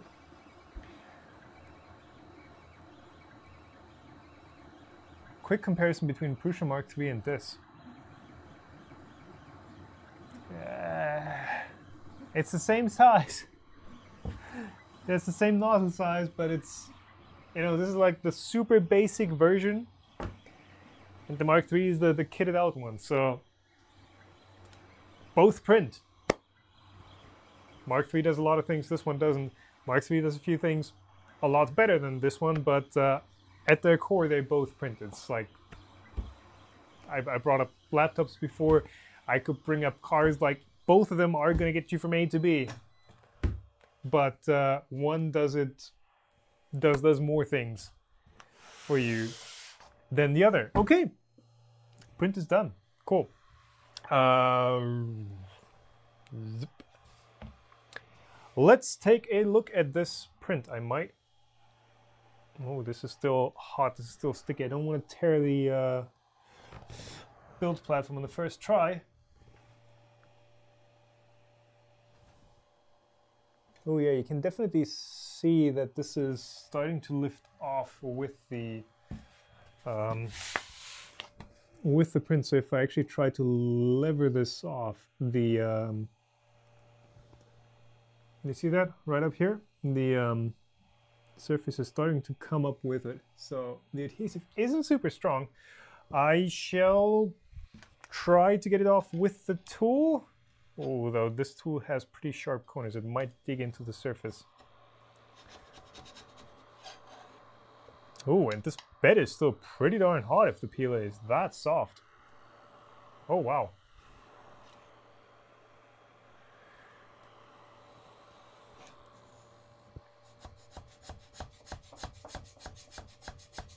I would like to take this bed off and give it a bit, you know, of air to cool or flex it a bit, but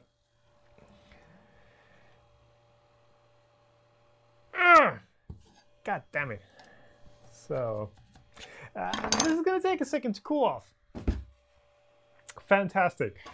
What?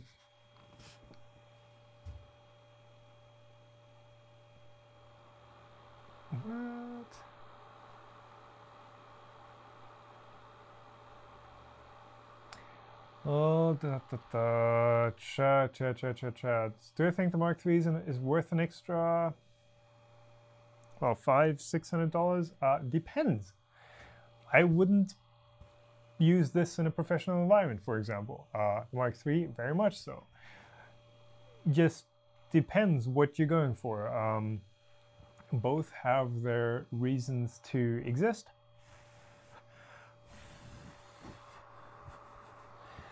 Both have their pros and cons. Canned air, I don't have. Oh, I actually do have. Huh. I do have something that could help here. Ah! A third time.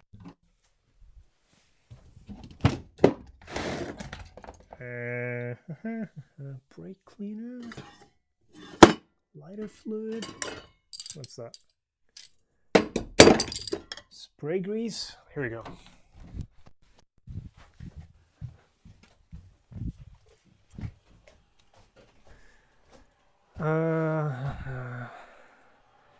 Oh shit, that's flammable. That's flammable. Yeah, just a quick puff can't hurt.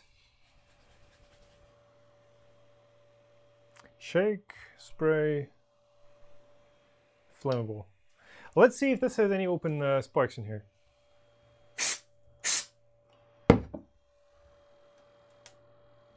That's definitely gonna crack the print surface. Oh, that is like butane or something. Okay, enough of that. Nope.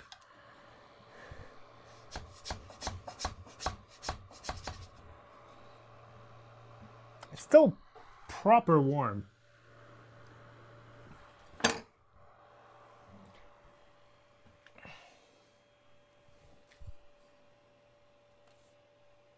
Does not say what's in here.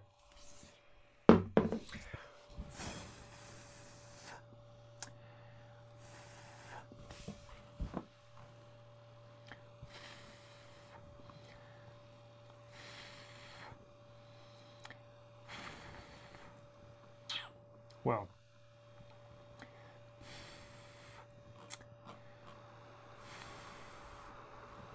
I should just turn on the part cooling fan and actually cool it off.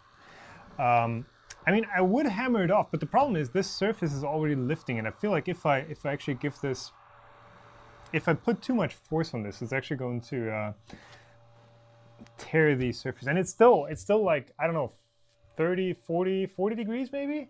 Feeling the bottom, yeah, maybe like 40 degrees.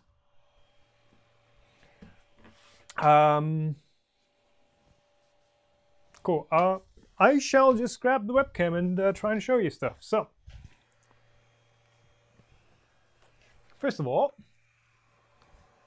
that camera. And does this thing now autofocus or does it not? This is hard. This is really hard. Oh yeah. So, up close and personal. There we go.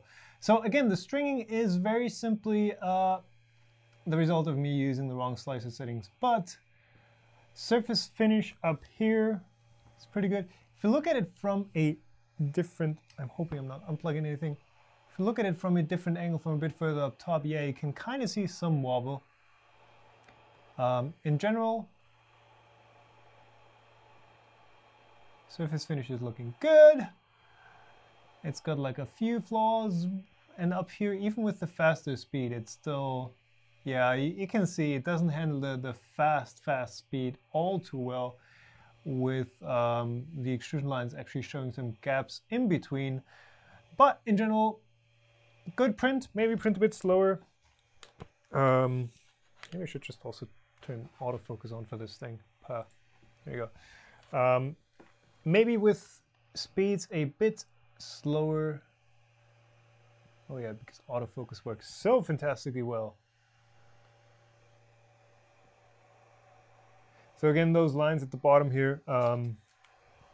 So this line was the power failure test, I believe, and then up here was me moving the printer. Let's see if someone's getting seasick. Please, my apologies. You can see the inside of my hand right here. You can see the result of the power failure recovery right there. So that blob is what happened when I pulled the power. This is, I believe, some over extrusion from where I tried to recover.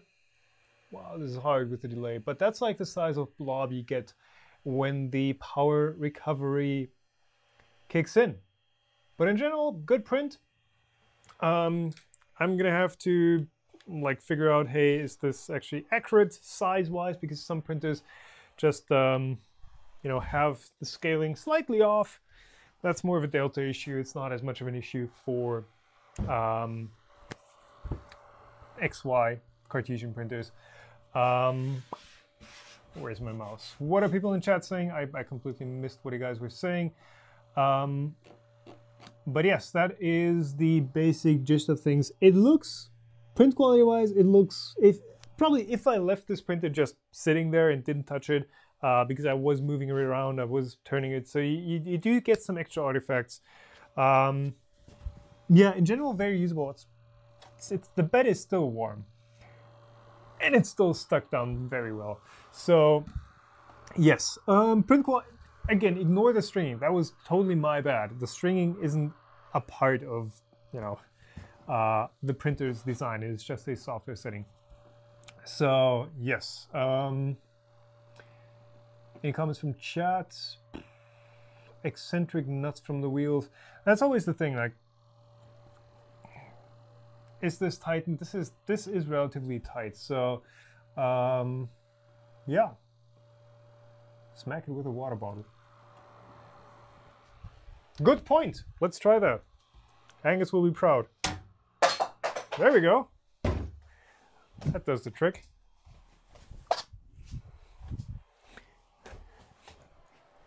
So you can see that the result of the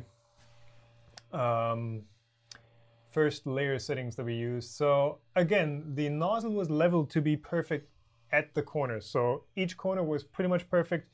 But because the bed is slightly bowed, you get this, there you go, too far off look in the center. So I did increase the extrusion width and height so it would make up for that slightly uneven surface, and it would be okay a bit further away. And it obviously did. It stuck down too well even. So yeah. So far so good. Decent print. The power cooling actually worked out pretty well. Now, one thing I kind of want to demonstrate, because it is something a lot of people don't seem to understand. Lighting makes a massive difference when you look at 3D prints.